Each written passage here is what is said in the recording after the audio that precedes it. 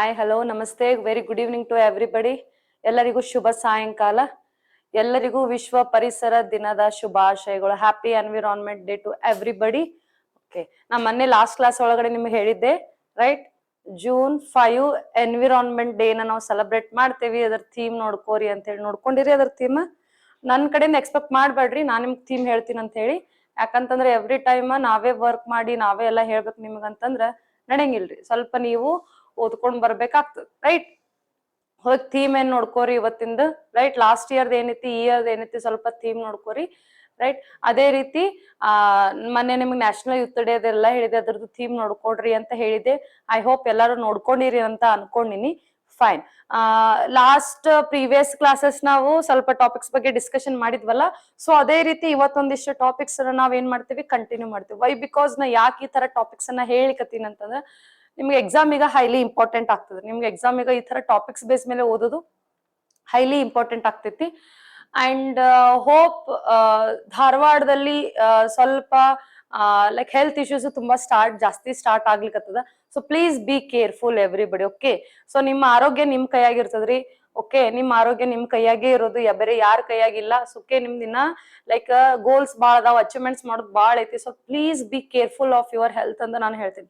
ನಿಮ್ಮ ಆರೋಗ್ಯ ಬಗ್ಗೆ ಸ್ವಲ್ಪ ನೀವು ಜಾಗೃತ ವಹಿಸ್ರಿ. ಸುಮ್ನ ಸಿಕ್ಕಿದೆಲ್ಲ ತಿನ್ನೋದಾಗ್ಲಿ, ಒಂದ್ 4 ದಿವಸ ವರ್ಕೌಟಿಗೆ ಹೋದೆ ಮತ್ ನೆಕ್ಸ್ಟ್ ಬಿಟ್ಟೆ, ಈ ತರ ಇಶ್ಯೂಸ್ ನ ಮಾಡ್ಕೋಬೇಡಿ. ಇದ್ರ ರಿಲೇಟೆಡ್ ಏನಾಗ್ತದೆ, ಉಲ್ಟಾ ನಿಮ್ಗೆ ಹೆಲ್ತ್ ಇಶ್ಯೂಸ್ ಸ್ಟಾರ್ಟ್ ಆಗ್ತದೆ. ಓಕೆ, ಕಂಟಿನ್ಯೂಸ್ ಒಂದು ಕನ್ಸಿಸ್ಟೆನ್ಸಿಯಿಂದ ನಿಮ್ಮ ಆರೋಗ್ಯವನ್ನ ಮೇಂಟೈನ್ ಮಾಡ್ಕೊಂತ ಹೋಗ್ರಿ. ಆದಷ್ಟು ಸ್ವಲ್ಪ ಔಟ್ಸೈಡ್ ಫುಡ್ಸ್, ಜಂಕ್ ಫುಡ್ಸ್ ಅನ್ನ ಕಡಿಮೆ ಮಾಡ್ರಿ. ಬೆಸ್ಟ್ ರೂಮ್ ಅಲ್ಲಾದ್ರೂ ಏನಾದ್ರು ಬೆಸ್ಟ್ ಮಾಡ್ಕೊಂಡು ತಿನ್ರಿ. ಫ್ರೂಟ್ಸ್ ಅನ್ನ ಜಾಸ್ತಿ ತಿನ್ರಿ. Because as a particular teacher it's my responsibility. ನಂದು ರೆಸ್ಪಾನ್ಸಿಬಿಲಿಟಿ ಐತ್ರಿ.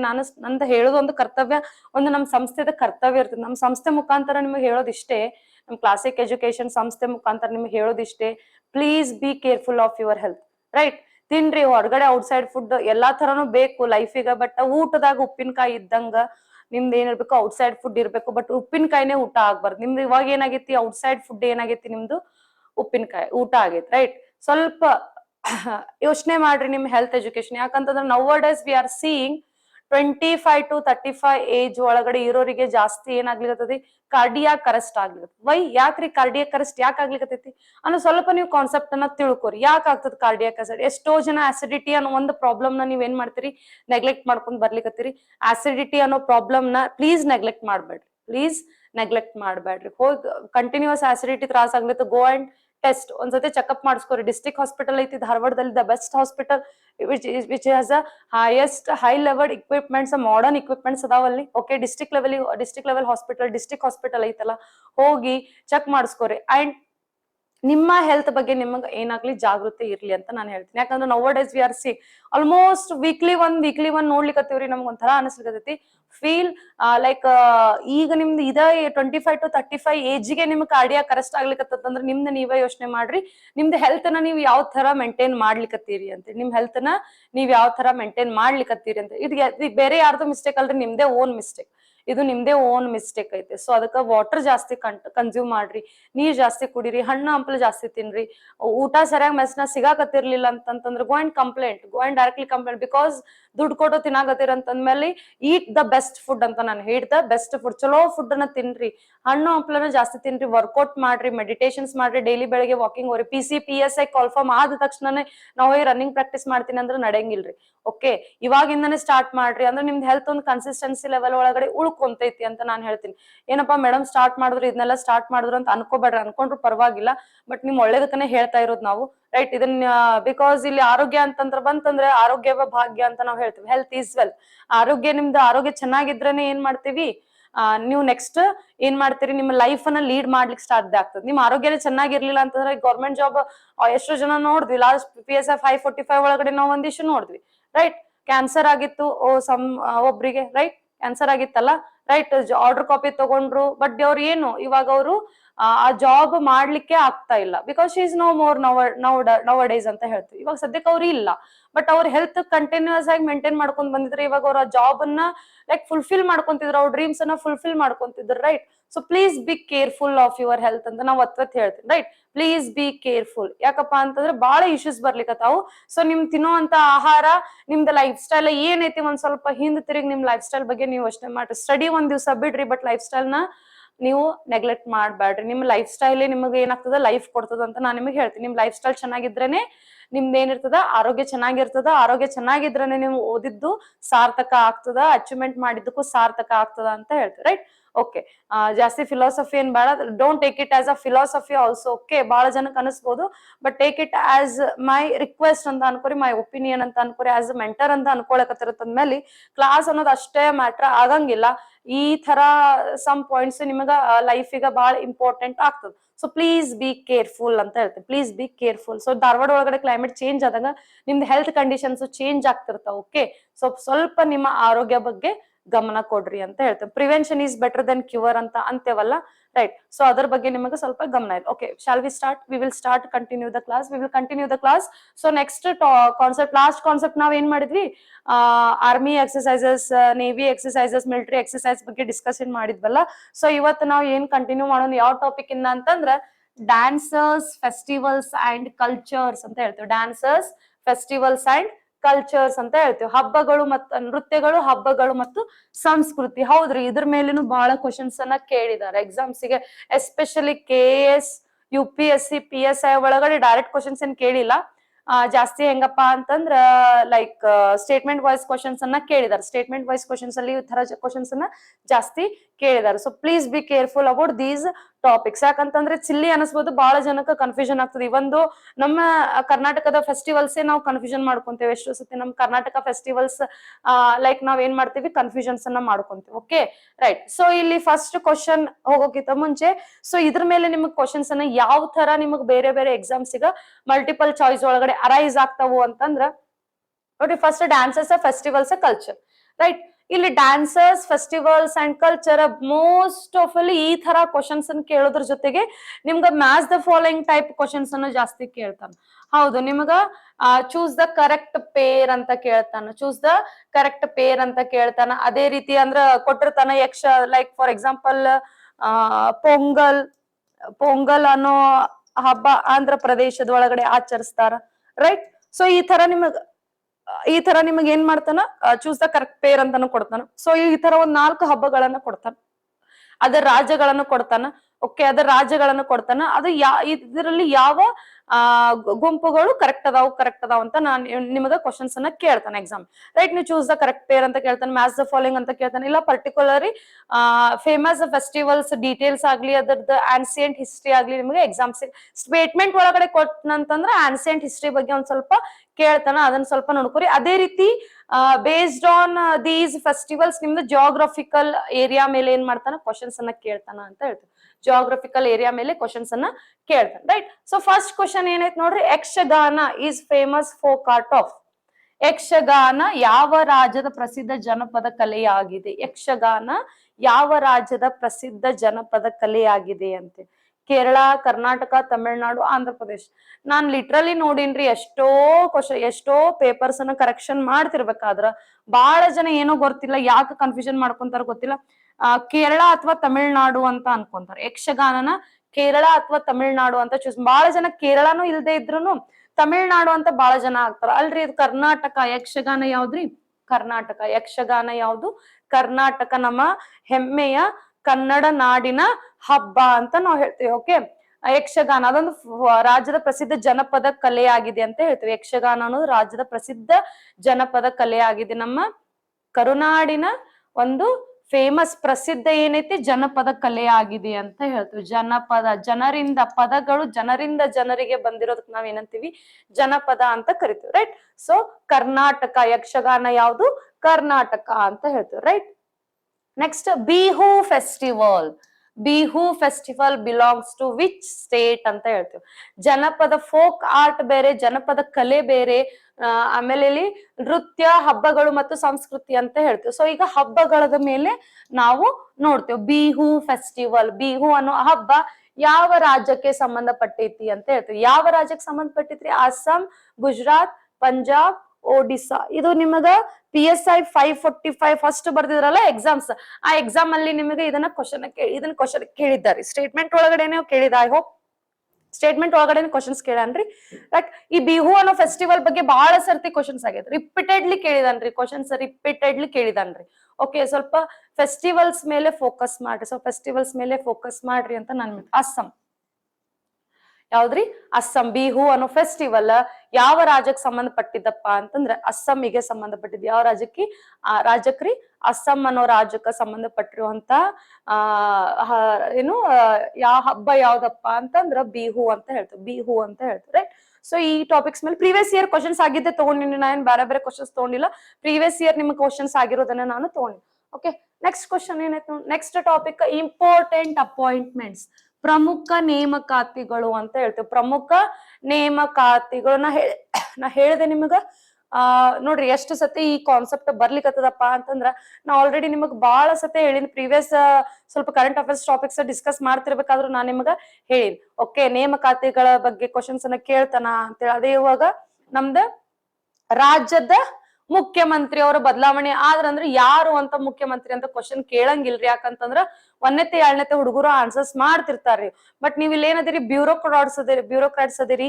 ಓಕೆ, ನಾಗರಿಕ ಸೇವೆಯಲ್ಲಿ ನೀವು ತೊಡಸ್ಕೊಳಗತ್ತೀರಂತಂದ್ರ ನಿಮಗ ಏನು ಅವ್ರದ್ದು ಪವರ್ಸ್ ಏನು, ಅವ್ರದ್ದು ಲಿಮಿಟೇಷನ್ಸ್ ಏನು ಅನ್ನೋದ್ರ ಬಗ್ಗೆ ನಿಮ್ಗೆ ಸ್ವಲ್ಪ ಐಡಿಯಾ ಇರ್ಬೇಕು ಅಂತ ನಾನು ಹೇಳ್ತೀನಿ. ಓಕೆ, ಸೊ ಇಲ್ಲಿ ಅಪಾಯಿಂಟ್ಮೆಂಟ್ಸ್ ಅಂತ ಬಂತಂದ್ರ ಪೊಲಿಟಿಕಲ್ ರಿಲೇಟೆಡ್ ಅಪಾಯಿಂಟ್ಮೆಂಟ್ಸ್ ಅಂತ ಕೇಳಿದ್ನಂತಂದ್ರ ನಾನ್ ನಿಮ್ಗೆ ಆಲ್ರೆಡಿ ಹೇಳಿನಿ. ಮತ್ ಬೇಕಾದ್ರೂ ಹೇಳ್ತೀನಿ, ಒಂದಲ್ಲ 10 ಸತಿ ಎಲ್ಲ 100 ಸತಿ ಬೇಕಾದ್ರೂ ಹೇಳ್ತೀನಿ. ಪ್ಲೀಸ್ ಹೋಗಿ ಈ ಏರಿಯಾಸ್ ಮೇಲೆ ನೀವು ಸಪರೇಟ್ ನೋಟ್ಸ್ ಅನ್ನ ಮಾಡ್ಕೋರಿ. ಓಕೆ, ನಾನ್ ಬರ್ತೀನಿ ಇಂಪಾರ್ಟೆಂಟ್ ಅಪಾಯಿಂಟ್ಮೆಂಟ್ ಅಂತ ಬಂದಾಗ ನಿಮ್ಗೆ ಡೀಟೇಲ್ ಆಗಿ ಹೇಳ್ತೀನಿ. ಬಟ್ ಅಲ್ಲಿ ಮಟ್ಟ ನೀವು ಏನ್ ಮಾಡ್ರಿ, ಒಂದ್ ಸ್ವಲ್ಪ ವರ್ಕ್ ಮಾಡ್ರಿ ಅಂತ ನಾನು ಹೇಳ್ತೀನಿ. ಸೊ ಇಂಪಾರ್ಟೆಂಟ್ ಅಪಾಯಿಂಟ್ಸ್ ಮೇಲೆ ಏನ್ ಕೇಳ್ಬೋದು ನಿಮಗ? ಫಸ್ಟ್ ಅಪ್ ಅಂತಂದ್ರೆ ಯಾರು ಯಾರಿಗೆ ಅಪಾಯಿಂಟ್ ಮಾಡ್ತಾರ, ಯಾರು ಯಾರಿಗೆ ಅಪಾಯಿಂಟ್ ಅನ್ನ ಮಾಡ್ತಾರ, ಹೌದಾ? ಯಾರು ಯಾರಿಗೆ ಅಪಾಯಿಂಟ್ ಅನ್ನ ಮಾಡ್ತಾರ. ಆಮೇಲೆ ಯಾರು ಯಾರಿಗೆ ಪ್ರಮಾಣ ವಚನವನ್ನು ಸ್ವೀಕರಿಸ್ತಾರ, ಪ್ರಮಾಣ ವಚನವನ್ನು ಸ್ವೀಕಾರ ಮಾಡ್ಲಿಕ್ಕೆ ಹೇಳ್ಕೊಡ್ತಾರ ಅಂತ ಹೇಳ್ತಾರೆ. ಹೌದಾ? ಪ್ರಮಾಣ ವಚನ ಸ್ವೀಕರಿಸ್ತಾರ. ಈಗ ಮೊನ್ನೆ ನಮ್ಮ ಮುಖ್ಯಮಂತ್ರಿ ಅವ್ರು ಏನಾದ್ರು ಅಪಾಯಿಂಟ್ಮೆಂಟ್ ಆದ್ರೂ ಅವ್ರ ಪ್ರಮಾಣ ವಚನ ಸ್ವೀಕರಿಸಿರ್ಬೇಕಾದ್ರೆ ಅವ್ರಿಗೆ ಪ್ರಮಾಣ ವಚನ ಯಾರು ಹೇಳ್ಕೊಡ್ಲಿಕ್ಕತ್ತಿದ್ರು? ನಮ್ಮ ರಾಜ್ಯಪಾಲರು, ಗವರ್ನರ್ ಹೇಳ್ಕೊಡ್ಲಿಕ್ಕತ್ತಿದ್ರಿಲ್ಲ. ಸೊ ಅದೇ ರೀತಿ ಇಲ್ಲಿ ಯಾರು ಯಾರಿಗೆ ಪ್ರಮಾಣ ವಚನ ಹೇಳ್ಕೊಡ್ತಾರ ಅನ್ನೋದು ಆಯ್ತಾ. ಪ್ರಮಾಣ ವಚನ ಆಯ್ತು. ಈ ಪ್ರಮಾಣ ವಚನ ಅನ್ನೋದು ಯಾವ ವಿಧಿ ಅಡಿಯಲ್ಲಿ ಬರ್ತದೆ, ಯಾವ ಆರ್ಟಿಕಲ್ ಅಂಡರ್ ಈ ಓತ್ ಅನ್ನ ಬರ್ತದ ಅಂತ. ಓತ್ ಯಾರು ಯಾರಿಗ್ ಹೇಳ್ಕೊಡ್ತಾರ ಅನ್ನೋದೊಂದು ಕಾನ್ಸೆಪ್ಟ್ ಆದ್ರೆ ಈ ಓತ್ ಅನ್ನೋದು ಯಾವ ಆರ್ಟಿಕಲ್ ಅಂಡರ್ ಬರ್ತದ, ಮತ್ತ ಈ ಗವರ್ನರ್ ಅನ್ನೋ ಆರ್ಟಿಕಲ್ ಯಾವ್ದು ಬರ್ತದ, ಚೀಫ್ ಮಿನಿಸ್ಟರ್ ಅನ್ನೋ ಆರ್ಟಿಕಲ್ ಎದ್ರೊಳಗಡೆ ಯಾವ್ದು ಅಂಡರ್ ಬರ್ತದ, ಸ್ವಲ್ಪ ಇದನ್ನ ಆರ್ಟಿಕಲ್ಸ್ ಅನ್ನ ನೋಡ್ಕೋರಿ. ಅದೇ ರೀತಿ ಅವ್ರ ಪವರ್ಸ್ ಏನದಾವ್, ಲಿಮಿಟೇಷನ್ಸ್ ಏನದಾವ್. ಓಕೆ, ಅವ್ರ ಬಿಲ್ ಪಾಸ್ ಮಾಡ್ತಿರ್ಬೇಕಾದ್ರೆ ರಾಜ್ಯಸಭಾ ಲೋಕಸಭೆ ಒಳಗೆ ಮೆಜಾರಿಟಿ ಎಷ್ಟ್ ಇರ್ಬೇಕು, ಹೌದಾ? ಒಂದ್ ವೇಳೆ ಅವ್ರ ರೆಸಿಗ್ನೇಷನ್ ಕೊಡಾಕತ್ತಿದ್ರಂತಂದ್ರ, ರಾಜೀನಾಮೆ ಕೊಡಾಕತ್ತಿತ್ತಂದ್ರೆ ಯಾವ ವಿಧಿ ಅಂಡರ್ ಅವ್ರು ರಾಜೀನಾಮೆ ಕೊಡ್ತಾರ, ಹೌದಾ? ಒಂದ್ ವೇಳೆ ರಾಜ್ಯಸಭೆಯಲ್ಲಿ ಇರುವಂತ ಎಲ್ಲಾ ಮೆಂಬರ್ಸ್ ಅವ್ರನ್ನ ವಿಸರ್ಜನೆ ಗೊಳಿಸ್ತಿರ್ಬೇಕಾದ್ರೆ, ಅವ್ರನ್ನ ತೆಗೆದ್ ಹಾಕ್ತಿರ್ಬೇಕಾದ್ರೆ ಯಾವ ಆರ್ಟಿಕಲ್ ಅಂಡರ್ ಅವ್ರನ್ನ ತೆಗೆದ್ ಹಾಕ್ತಾರ, ಎಷ್ಟು ಮೆಜಾರಿಟಿ ಇದ್ರೆ ಅವ್ರನ್ನ ನಾವು ರಿಮೂವ್ ಮಾಡ್ಬೋದು ಆ ಪೊಸಿಷನ್ ಇಂದ. ಸೊ ಇವೆಲ್ಲಾ ಹೋಗಿ ನೋಡ್ಕೋರಿ, ಇವೇ ತರ ನಿಮ್ಮ ಕ್ವಶನ್ಸ್. ಈಗ ನಾಳೆ ನಿಮ್ಗೆ ಅಪ್ಕಮಿಂಗ್ ಎಕ್ಸಾಮ್ ಒಳಗಡೆ ಫಸ್ಟ್ ನಿಮ್ಮ ಮುಖ್ಯಮಂತ್ರಿ ಮೇಲೆ ಕ್ವಶನ್ಸ್ ಕೇಳೋ ಚಾನ್ಸಸ್ ಇತ್ತು. ಬಟ್ ಯಾರು ಮುಖ್ಯಮಂತ್ರಿ ಅಂತ ಡೈರೆಕ್ಟ್ ಕ್ವಶನ್ಸ್ ಅಂತೂ ಕೇಳಂಗಿಲ್ಲ, ಅದ್ರ ರಿಲೇಟೆಡ್ ಸಬ್ಜೆಕ್ಟ್ ಅನ್ನ ನಿಮ್ಗೆ ಕೇಳ್ತಾನೆ. ಕರೆಂಟ್ ಅಫೇರ್ಸ್ ನ ಏನ್ ಮಾಡ್ತಾನೆ, ಕರೆಂಟ್ ಅಫೇರ್ಸ್ ನಾಗ ಏನೋ ಒಂದ್ ನ್ಯೂಸ್ ಐತಂತಂದ್ರೆ ಆ ನ್ಯೂಸ್ ಡೈರೆಕ್ಟ್ ನಿಮಗ ಕ್ವಶನ್ ಕೇಳಂಗಿಲ್ಲ. ಅದ್ರ ರಿಲೇಟೆಡ್ ಸಬ್ಜೆಕ್ಟ್ ಏನ್ ಮಾಡ್ತಾನೆ, ನಿಮ್ಗ ಕ್ವಶನ್ಸ್ ಅನ್ನ ಕೇಳ್ತಾನ ಅಂತ ಹೇಳ್ತಾರೆ. ಸೊ ಇಲ್ಲಿ ಪ್ರಮುಖ ನೇಮಕಾತಿ ಒಳಗಡೆ ಪ್ರೀವಿಯಸ್ ಇಯರ್ ಡಾಟಾ ನೋಡಿ, who appoints the chief election commissioner ಅಂತ ಹೇಳ್ತೀವಿ. ಮುಖ್ಯ ಚುನಾವಣಾ ಆಯುಕ್ತರನ್ನು ಯಾರು ನೇಮಿಸುತ್ತಾರೆ? ಯಾರು ನೇಮಿಸ್ತಾರೆ ಮುಖ್ಯ ಚುನಾವಣಾ ಆಯುಕ್ತರನ್ನು? ಪ್ರೆಸಿಡೆಂಟ್ ನೇಮಿಸ್ತಾರೆ. ಯಾರು? ಪ್ರೆಸಿಡೆಂಟ್ ಅಂತ ಹೇಳ್ತೇವೆ. ಪ್ರೆಸಿಡೆಂಟ್ ನೋಡ್ರಿ, ನಿಮಗ ಬಹಳ ಸತಿ ಪ್ರೀವಿಯಸ್ ಇಯರ್ ಕ್ವಶನ್ಸ್ ಅಬ್ಸರ್ವ್ ಮಾಡಿ ಸ್ವಲ್ಪ ಚುನಾವಣಾ ಆಯುಕ್ತರ ಮೇಲೆ ಕ್ವಶನ್ಸ್ ಅನ್ನ ಜಾಸ್ತಿ ಕೇಳ್ತಾರೆ. ಒಂದ್ ಫಿಕ್ಸ್ ಚುನಾವಣಾ ರಿಲೇಟೆಡ್, ಎಲೆಕ್ಷನ್ ಕಮಿಷನ್ ರಿಲೇಟೆಡ್ ಒಂದು ಕ್ವಶನ್ ಅಂತ ಫಿಕ್ಸ್ ನಿಮ್ಗೆ ಒಂದು ಇಟ್ಟಿರ್ತಾನ ಕ್ವಶನ್ ಅಂತ ಹೇಳ್ತೇವೆ. ಸೊ ಮುಖ್ಯ ಚುನಾವಣಾ ಆಯುಕ್ತರನ್ನು ಯಾರು ನೇಮಿಸ್ತಾರೆ? ಯಾರು? ಪ್ರೆಸಿಡೆಂಟ್ ಅಂತ ಹೇಳ್ತೀವಿ. ಯಾರು? ಪ್ರೆಸಿಡೆಂಟ್ ಅಂತ ಹೇಳ್ತೀವಿ. ರೈಟ್, ಪ್ರೆಸಿಡೆಂಟ್ ಅಂತ ಹೇಳ್ತೀವಿ. Next, the attorney general of India is appointed by. ಭಾರತದ ಅಟಾರ್ನಿ ಜನರಲ್ ಅವರನ್ನು ಯಾರು ನೇಮಿಸುತ್ತಾರೆ? ಭಾರತದ ಅಟಾರ್ನಿ ಜನರಲ್ ಅವರನ್ನು ಯಾರು ನೇಮಿಸ್ತಾರೆ? ಅವ್ರನ್ನು ಯಾರು ನೇಮಿಸ್ತಾರೆ? ಪ್ರೆಸಿಡೆಂಟೇ ನೇಮಿಸ್ತಾರೆ. ಯಾರು ನೇಮಿಸ್ತಾರೆ? ಪ್ರೆಸಿಡೆಂಟೇ ನೇಮಿಸ್ತಾರ ಅಂತ ಹೇಳ್ತೇವೆ. ಪ್ರೆಸಿಡೆಂಟೇ ನೇಮಿಸ್ತಾರ. ಸೊ ನೋಡ್ರಿ, ಇಲ್ಲೊಬ್ಬ ಪ್ರೆಸಿಡೆಂಟ್ ಯಾರ್ಯಾರನ್ನ ನೇಮಿಸಬಹುದು ಅನ್ನೋದೊಂದು ಕಾನ್ಸೆಪ್ಟ್ ಬರ್ತೈತೆ. ರೈಟ್, ಸೊ ಇಲ್ಲಿ ಒಬ್ಬ ವ್ಯಕ್ತಿ ಯಾರ್ಯಾರನ್ನ ಅಪಾಯಿಂಟ್, ಒಂದು ಹುದ್ದೆ, ಒಂದು ಪ್ರಮುಖ ಹುದ್ದೆ ಅವ್ರೊಂದು ಪ್ರಮುಖ ಹುದ್ದೆ ಒಳಗಿದ್ದು ಅವ್ರು ಮತ್ತೆ ಯಾರ್ಯಾರನ್ನ ನೇಮಿಸಬಹುದು ಅಂತ ಹೇಳ್ತಾರೆ ರೈಟ್. ಸೊ ಈ ಕಾನ್ಸೆಪ್ಟ್ ಏನೈತಲ್ಲ, ಇಂಪಾರ್ಟೆಂಟ್ ಅಪಾಯಿಂಟ್ಮೆಂಟ್ಸ್ ಏನೈತಲ್ಲ, ಇದ್ರ ಮೇಲೆ ಫಿಕ್ಸ್ ನಿಮಗೆ 2-3 ಕ್ವಶನ್ಸ್ ಅಂತ ಫಿಕ್ಸ್ ಬರ್ತಾವ್ರಿ ಮೇಡಮ್. ಎಲ್ಲಾ ಟೈಮ್ ಒಳಗೂ 2-3 ಕ್ವಶನ್ಸ್ ಬರ್ತಾವ, 2-3 ಕ್ವಶನ್ಸ್. ಮತ್ತೆ ನಿಮ್ ಕ್ವಶನ್ ಪೇಪರ್ನಾಗ ಏನ್ ಇರ್ತದ್ರಿ? ಇವೇ ಕ್ವಶನ್ಸ್ ಇರ್ತಾವ. ಇವ್ ಬಿಟ್ರೆ ಏನ್ ಇರ್ತಾವ್ರಿ ಕ್ವಶನ್ ಪೇಪರ್ನಾಗ? ಏನು ಇರಂಗಿಲ್ಲ. ಇವೇ ಕ್ವಶನ್ಸ್ ಅನ್ನ ಕೇಳಿರ್ತಾನೆ, ಇವೇ ಕ್ವಶನ್ಸ್ ಅನ್ನ ಸಬ್ಜೆಕ್ಟ್ ವೈಸ್ ಕೇಳಿರ್ತಾನೆ. ನಿಮ್ಮ ಕ್ವಶನ್ಸ್ ಬಿಟ್ರೆ ಏನ್? ಈಗ ಇಂಪಾರ್ಟೆಂಟ್ ಅಪಾಯಿಂಟ್ಮೆಂಟ್ಸ್ ಅನ್ನೋ ಟಾಪಿಕ್ ನಿಮ್ಮನ್ನ ನೋಡಕ್ ಸಣ್ಣ ಅನ್ಸದ್, ಬಟ್ ಅದ್ರೊಳಗೆ ಏನೈತ್ರಿ ಬಾಳ ಆಳ ಐತಿ. ಹೌದಾ? ಇಂಪಾರ್ಟೆಂಟ್ ಅಪಾಯಿಂಟ್ಮೆಂಟ್ಸ್ ಅಂತಂದ್ರೆ ಎಲ್ಲಾರು ಬರ್ತಾರೆ. ಇದ್ರೊಳಗೆ ಎಲ್ಲಾ ಪೊಲಿಟಿಕ್ಸ್ ಒಳಗಡೆ ಏನೇನ್ ಪೊಸಿಷನ್ಸ್ ಅದಾವಲ್ಲ, ಅದು ಬಿಟ್ಟು ಮತ್ತೆ ಬೇರೆ ಬೇರೆ ಪೊಸಿಷನ್ಸ್ ಏನೇನ್ ಅದಾವಲ್ಲ, ಎಲ್ಲಾ ಪೊಸಿಷನ್ಸ್ ಬರ್ತಾವ್ರಿ. ಇಂಪಾರ್ಟೆಂಟ್ ಅಪಾಯಿಂಟ್ಮೆಂಟ್ಸ್ ಈಗ ನಿಮ್ ಸಣ್ಣದ ಅನ್ಸು. ಇದ್ರ ಮೇಲೆ ಈ ಅಟಾರ್ನಿ ಜನರಲ್ ಮೇಲೆ ಕೇಳ್ಬೇಕಂತ ಏನಿಲ್ಲ, ಬೇರೆಯವ್ರ ಮೇಲೆ ಕೇಳ್ಬೋದು, ಗವರ್ನರ್ ಮೇಲೆ ಕೇಳ್ಬೋದು, ಪ್ರೆಸಿಡೆಂಟ್ ಮೇಲೆ ಕೇಳ್ಬೋದು. ಹೌದಾ? ಸೊ ಈ ರೀತಿ ಬೇರೆ ಬೇರೆ ಕ್ವಶನ್ಸ್ ಅನ್ನ ಟ್ವಿಸ್ಟ್ ಮಾಡಿ ಕೇಳ್ತಿರ್ತಾನೆ. ಅದಕ್ಕ ಒಂದ್ಸತಿ ಕಾನ್ಸೆಪ್ಟ್ ನ ಓದ್ಕೋಬೇಕಾದ್ರೆ ಕಾನ್ಸೆಪ್ಟ್ ಯಾವತ್ತು ಕ್ಲಾರಿಟಿ ಇರ್ಬೇಕ್ರಿ. ಕಾನ್ಸೆಪ್ಟ್ ಅರ್ಧಂಬರ್ಧ ಓದಿದ್ರ ನಡೆಯಂಗಿಲ್ಲ ಅಂತ ಹೇಳ್ತೀವಿ. ಕಾನ್ಸೆಪ್ಟ್ ಕ್ಲಾರಿಟಿ ಇರ್ಬೇಕು. ಸೊ ಇಂಪಾರ್ಟೆಂಟ್ ಅಪಾಯಿಂಟ್ಮೆಂಟ್ಸ್ ನಿಮ್ಗೆ ಎಕ್ಸಾಮಿಗೆ ಕಟ್ಟಿಟ್ಟ ಬುದ್ಧಿ, ರೈಟ್. ನೆಕ್ಸ್ಟ್, ಇಂಪಾರ್ಟೆಂಟ್ ಅಬ್ರಿವೇಶನ್ಸ್, ಪ್ರಮುಖ ಸಂಕ್ಷಿಪ್ತ ರೂಪಗಳು. ಹೌದ್ರಿ, ಸಂಕ್ಷಿಪ್ತ ರೂಪಗಳ ಮೇಲೆ ಪಿಸಿಗಂತೂ ಫಿಕ್ಸ್ ಕ್ವಶನ್ಸ್ ಇರ್ತಾವ್ರಿ. ಪಿಸಿ ಎಕ್ಸಾಮ್ಸಿಗಂತೂ ಫಿಕ್ಸ್ ಸಂಕ್ಷಿಪ್ತ ರೂಪಗಳ ಮೇಲೆ ಕ್ವಶನ್ಸ್ ಇರ್ತಾವ್ರಿ. ಪಿಸಿಗ ಡೈರೆಕ್ಟ್ ಕ್ವಶನ್ ಕೇಳ್ತಾನ್ರಿ. PSIಗೂ ಡೈರೆಕ್ಟ್ ಕ್ವಶನ್ಸ್ ಕೇಳ್ತಾನೆ. ಸ್ವಲ್ಪ KSI UPSC ಲೆವೆಲ್ಗೆ ಬಂದ್ರ ಸ್ವಲ್ಪ ಸ್ಟೇಟ್ಮೆಂಟ್ಸ್ ಒಳಗಡೆ ಕ್ವಶನ್ಸ್ ಅನ್ನ ಕೇಳ್ತಾನ್ರಿ. ಸ್ಟೇಟ್ಮೆಂಟ್ಸ್ ಒಳಗಡೆ ಕ್ವಶನ್ಸ್ ಅನ್ನ ಕೇಳ್ತಾನ ಅಂತ ನಾನು ಹೇಳ್ತೀನಿ. ಅಂಡ್ ಡಿಫ್ರೆನ್ಸ್ ಏನಿಲ್ರಿ, ನಾ ಈಗ ಏನ್ ಕಾನ್ಸೆಪ್ಟ್ಸ್ ಹೇಳಿಕತ್ತೀನಲ್ಲ, ಯಾವ ಜಾಸ್ತಿ ಡಿಫ್ರೆನ್ಸ್ ಏನಿಲ್ರಿ. ಯಾಕಂತಂದ್ರ ಸೆಂಟ್ರಲ್ ಗೌರ್ಮೆಂಟ್ ಲೆವೆಲ್ಗೆ ನಿಮ್ಮ ಕ್ವಶನ್ ಪೇಪರ್ ನ ತೆಗಿಲಿಕತ್ತಾರ ಅಂತಂದ್ರೆ ಇವೆಲ್ಲಾ ಟಾಪಿಕ್ಸ್ ಸೆಂಟ್ರಲ್ ಗೌರ್ಮೆಂಟ್ ಲೆವೆಲ್ ಒಳಗಡೆನು ಆಡ್ ಆಗ್ತಾರೆ. ಸೆಂಟ್ರಲ್ ಗೌರ್ಮೆಂಟ್ ಯಾವುದೇ ಎಕ್ಸಾಮ್ ಬರೀರಿ, SSC GD ಯಾರ್ಯಾರು ಅಪ್ಲೈ ಮಾಡಿಲ್ಲ ಮಾಡ್ರಿ ಜಲ್ದಿ. SSC GD ಅಪ್ಲೈ ಮಾಡ್ರಿ, CGL ಅಪ್ಲೈ ಮಾಡ್ರಿ, CHSL ಅಪ್ಲೈ ಮಾಡ್ರಿ. Okay, central TET last date 10ನೇ ತಾರೀಕಿಗೆ ಐತಿ. ಓಕೆ, B.Ed ಕಂಪ್ಲೀಟ್ ಮಾಡ್ಕೊಂಡವ್ರು, TET ಕ್ಲಿಯರ್ ಆದವರು, ಇದು ಇನ್ನ TET ಕ್ಲಿಯರ್ ಆಗ್ಲಿ ಬಿಡ್ಲಿ, ನಿಮಗೆ ಇದೊಂದ್ ಚಾನ್ಸ್ ರೀ. ಸೆಂಟ್ರಲ್ TET ರೈಟ್, ಇನ್ನೊಂದ್ಸತಿ TET ಕಾಲ್ಫಾರ್ಮ್ ಮಾಡ್ತಾನ. ಯಾವಾಗಪ್ಪ ಅಂತಂದ್ರೆ ಜುಲೈ ಫಸ್ಟ್ ವೀಕ್ ಒಳಗಡೆ ಕಾಲ್ಫಾರ್ಮ್ ಮಾಡ್ತಾನ ಅಂತ ಅನ್ನಕತ್ತಾರ್ರಿ. ಫಿಕ್ಸ್ ಕಾಲ್ಫಾರ್ಮ್ ಅಂತೂ ಮಾಡ್ತಾನೆ. ಯಾಕಂತಂದ್ರೆ ಆಗಸ್ಟ್ ಒಳಗಡೆ ಅಟ್ ಎನಿ ಕಂಡೀಷನ್ ಆಗಸ್ಟ್ ಒಳಗಡೆ ನಿಮ್ದು GPS ಟಾರ HP.S ಟಾರ ಎಕ್ಸಾಮ್ಸ್ ನಡ್ಸೋ ಸಾಧ್ಯತೆ ಬಾಳ ಐತಿ. ಸೊ ಓಕೆ, TET ಇನ್ನೊಂದ್ಸತಿ ಕಾಲ್ಫಾರ್ಮ್ ಆಗತ್ತ ಜುಲೈ ಒಳಗಡೆ. Okay, may be second week ಇಲ್ಲ ಒಳಗಡೆ ನಿಮ್ಗ ಇದನ್ನ ಬಿಡ್ಬೋದು, ಅಪ್ಲಿಕೇಶನ್ ಬಿಡ್ಬೋದು. CTET ಒಂದ್ಸತಿ ಕ್ಲೋಸ್ ಆಯ್ತಂತಂದ್ರ TET ಅಪ್ಲಿಕೇಶನ್ ಬಿಡ್ತಾನ. 10ನೇ ತಾರೀಕು ಲಾಸ್ಟ್ ಐತಿ. ಯಾರ್ಯಾರು ಅಪ್ಲೈ ಮಾಡಿಲ್ಲ ಮಾಡ್ರಿ, ಎಕ್ಸಾಮ್ ನ ನೀಟಾಗಿ ಬರೀರಿ. ಸ್ವಲ್ಪ ಸೈಕಾಲಜಿ ಮತ್ತೆ ಪೆಡಗಾಗಿ ಕಾನ್ಸೆಪ್ಟ್ಸ್ ಅನ್ನ ನೀಟಾಗಿ ನೋಡ್ಕೊಡ್ರಿ. ಅದ್ರ ಮೇಲೆ ಕ್ವಶನ್ಸ್ ಅನ್ನ ಜಾಸ್ತಿ ಕೇಳ್ತಾರೆ, right. And CHSL GD exams ಇವ್ ಯಾರ್ಯಾರು ಅಪ್ಲೈ ಮಾಡಿಲ್ಲ ಅಪ್ಲೈ ಮಾಡ್ರಿ ಬೇಗ ಬೇಗ, ಆಲ್ಮೋಸ್ಟ್. ಓಕೆ, ಮತ್ತೆ ಸರ್ವರ್ ಬಿಸಿ ಆಯ್ತು, ನೆಕ್ಸ್ಟ್ ನಿಮ್ಗ ಪ್ರಾಬ್ಲಮ್ ಆಗ್ತೈತಿ. ಯಾರ್ಯಾರು ಅಪ್ಲೈ ಮಾಡಿಲ್ಲ ಬೇಗ ಬೇಗ ಅಪ್ಲೈ ಮಾಡ್ರಿ ಅಂತ ಹೇಳ್ತೀನಿ, ರೈಟ್. ನೆಕ್ಸ್ಟ್, ಅಬ್ರಿವೇಶನ್ಸ್ ಅಂತ ಹೇಳಿದೆ. ಅಬ್ರಿವೇಶನ್ಸ್ ನಿಮ್ಗೆ ಏನಾಗ್ತದೆ, ಎಲ್ಲಾ ಎಕ್ಸಾಮ್ಸಿಗೂ ಬಹಳ ಕ್ವಶನ್ಸ್ ಅನ್ನ ಕೇಳ್ತಾನೆ. ಅದು UPSC ಇರ್ಲಿ, ಸ್ಟೇಟ್ ಇರ್ಲಿ, ಅಥವಾ ಸೆಂಟ್ರಲ್ ಇರ್ಲಿ, ಯಾವ್ದೇ ಎಕ್ಸಾಮ್ಸ್ ಇರ್ಲಿ, ನಿಮ್ಗೆ ಎಕ್ಸಾಮ್ಸಿಗ ಕ್ವಶನ್ಸ್ ಅನ್ನ ಕೇಳ್ತಾನೆ. ಇಲ್ಲಿ ನೋಡ್ರಿ, GDP ಸ್ಟ್ಯಾಂಡ್ ಫಾರ್, GDP ಅಂತಂದ್ರೆ ಏನು? GDP ಅಂದ್ರೆ ಎಲ್ಲರಿಗೂ ಬಹಳ ಜನಕ್ಕೆ ಅದ್ರ ಅರ್ಥ ಗೊತ್ತ್ರಿ, ಬಟ್ ಬಹಳ ಜನಕ್ಕೆ ಅದಕ್ಕೆ ಸಂಕ್ಷಿಪ್ತ ರೂಪನೇ ಗೊತ್ತಿಲ್ಲ. ಗ್ರಾಸ್ ಡೊಮೆಸ್ಟಿಕ್ ಪ್ರಾಡಕ್ಟ್ ಅಂತ ಹೇಳ್ತೀವಿ. ಗ್ರಾಸ್ ಡೊಮೆಸ್ಟಿಕ್ ಪ್ರಾಡಕ್ಟ್, GDP ಅಂದ್ರೆ ಗ್ರಾಸ್ ಡೊಮೆಸ್ಟಿಕ್ ಪ್ರಾಡಕ್ಟ್ ಅಂತ ನಾವು ಹೇಳ್ತೀವಿ. Gross domestic product. ನಿಮ್ದು ಭಾರತದ GDP ಎಷ್ಟ್ ಐತಿ, GDP ಎಷ್ಟು ಚೇಂಜ್ ಆಗ್ಲಿಕ್ಕತ್ತದ ಎವ್ರಿ ಇಯರ್. ಓಕೆ, ನಿಮ್ದು ಪ್ರೊಡಕ್ಷನ್ ಹೆಂಗ್ ಚೇಂಜ್ ಆಗ್ತದ ಹಂಗ ನಿಮ್ದು GDP ಚೇಂಜ್ ಆಗ್ತದ ಅಂತ ಹೇಳ್ತೀವಿ. ಪ್ರೊಡಕ್ಷನ್ ಹೆಂಗ್ ಚೇಂಜ್ ಆಗ್ತದ ಹಂಗ್ GDP ಚೇಂಜ್ ಆಗ್ತದ. ಒಂದಿಷ್ಟು ಕಾನ್ಸೆಪ್ಟ್ಸ್ ಅದಾವ್ರಿ ಎಕನಾಮಿಕ್ಸ್ ಒಳಗಡೆ, ಇದ್ರ ಮೇಲೆ ಫಿಕ್ಸ್ ಒಂದಿಷ್ಟು ಕಾನ್ಸೆಪ್ಟ್ಸ್ ಮೇಲೆ ಫಿಕ್ಸ್ ಕ್ವಶನ್ಸ್ ಅನ್ನ ಕೇಳ್ತಾನ. ಅದನ್ನ ನಾನು ಒಂದ್ ದಿವಸ ಡಿಸ್ಕಷನ್ ಮಾಡ್ತೀನಿ, ರೈಟ್. ಹೆಂಗ್ ಟಾಪಿಕ್ಸ್ ಬರ್ತಾವಲ್ಲ ಆ ಟಾಪಿಕ್ಸ್ ಮೇಲೆ ನಾನು ನಿಮ್ಗೆ ಏನ್ ಮಾಡ್ತೀನಿ, ಡಿಸ್ಕಷನ್ ಮಾಡ್ತೀನಿ. ಫಸ್ಟ್ ಈಗ ಇನ್ನೊಂದ್ 2 ಡೇಸ್ ಒಳಗಡೆ ನಿಮ್ದು ಟಾಪಿಕ್ಸ್ ಕವರ್ ಆಗ್ತೈತಿ. ಯಾವ್ಯಾವ ಇಂಪಾರ್ಟೆಂಟ್ ಟಾಪಿಕ್ಸ್ ಅಂತ ಅಂದ್ರೆ ನೀವು ವರ್ಕ್ ಮಾಡ್ಲಿಕ್ಕೆ ಸ್ಟಾರ್ಟ್ ಮಾಡ್ತೀರಿ. ಸೊ ಆಮೇಲೆ ಬೈ ಒಂದೊಂದ್ ಟಾಪಿಕ್ ಮೇಲೆ ನಿಮಗೆ ಏನ್ ಮಾಡ್ತೀವಿ ನಾವು, ರಿವಿಷನ್ ಅನ್ನ ಮಾಡಿಸ್ಕೊಂತ ಹೋಗ್ತೀವಿ. ಓಕೆ, ಸೊ GDP ಅಂದ್ರೆ ಏನ್ರಿ? GDP ಅಂದ್ರೆ ಗ್ರಾಸ್ ಡೊಮೆಸ್ಟಿಕ್ ಪ್ರಾಡಕ್ಟ್ ಅಂತ ನಾವು ಹೇಳ್ತೀವಿ. Gross domestic product, right. ISRO ಎಲ್ಲಾರಿಗೂ ಗೊತ್ತೈತ್ರಿ. ಇಸ್ರೋ ಎಲ್ಲಾರಿಗೂ ಗೊತ್ತಿದ್ರು ಮಿಸ್ಟೇಕ್ ಏನ್ ಮಾಡ್ತೀರಿ, ಈ 2 ವರ್ಡ್ಸ್ ಒಳಗಡೆ ಮಿಸ್ಟೇಕ್ ಮಾಡ್ತಾರೆ. ಒಂದು ಇಂಟರ್ನ್ಯಾಷನಲ್, ಒಂದು ಇಂಡಿಯನ್. ಒಂದು ಇಂಡಿಯನ್ ಅಂತ ಹೇಳ್ತೀವಿ. ಬಹಳ ಜನ ಇಂಟರ್ನ್ಯಾಷನಲ್ ಸ್ಪೇಸ್ ರಿಸರ್ಚ್ ಆರ್ಗನೈಸೇಷನ್ ಅಂತ, ಅಲ್ರಿ Indian Space Research Organisation. ISRO is the Indian Space Research Organization. Indian Space Research Organization. ಭಾರತದ ಬಾಹ್ಯಾಕಾಶ ಸಂಶೋಧನಾ ಸಂಸ್ಥೆ ಅಂತ ಹೇಳ್ತೀವಿ. ಬಾಹ್ಯಾಕಾಶ ಸಂಶೋಧನಾ ಸಂಸ್ಥೆ ಅಂತ ನಾವ್ ಹೇಳ್ತೀವಿ. ISRO, Indian Space Research Organisation. ಇದು ನಮ್ ಇಂಡಿಯಾದ್ರಿ, ಇದು ನಮ್ ಇಂಡಿಯಾದು ಅಂತ ಹೇಳ್ತೀವಿ. NASA USA ಇದು, NASA USA ಇದು. ಚಾಂಗೆ ಅದೆಲ್ಲ ನೋಡ್ತೀವಲ್ಲ, ಅವೆಲ್ಲ ಯಾರು? ಚೀನಾದು. Okay, ESA European space agency, ESA ಅಂತ ಹೇಳ್ತೀವಿ, ಯುರೋಪಿಯನ್ ಸ್ಪೇಸ್ ಏಜೆನ್ಸಿ ಅಂತ ಹೇಳ್ತೀವಿ, ESA. Okay right.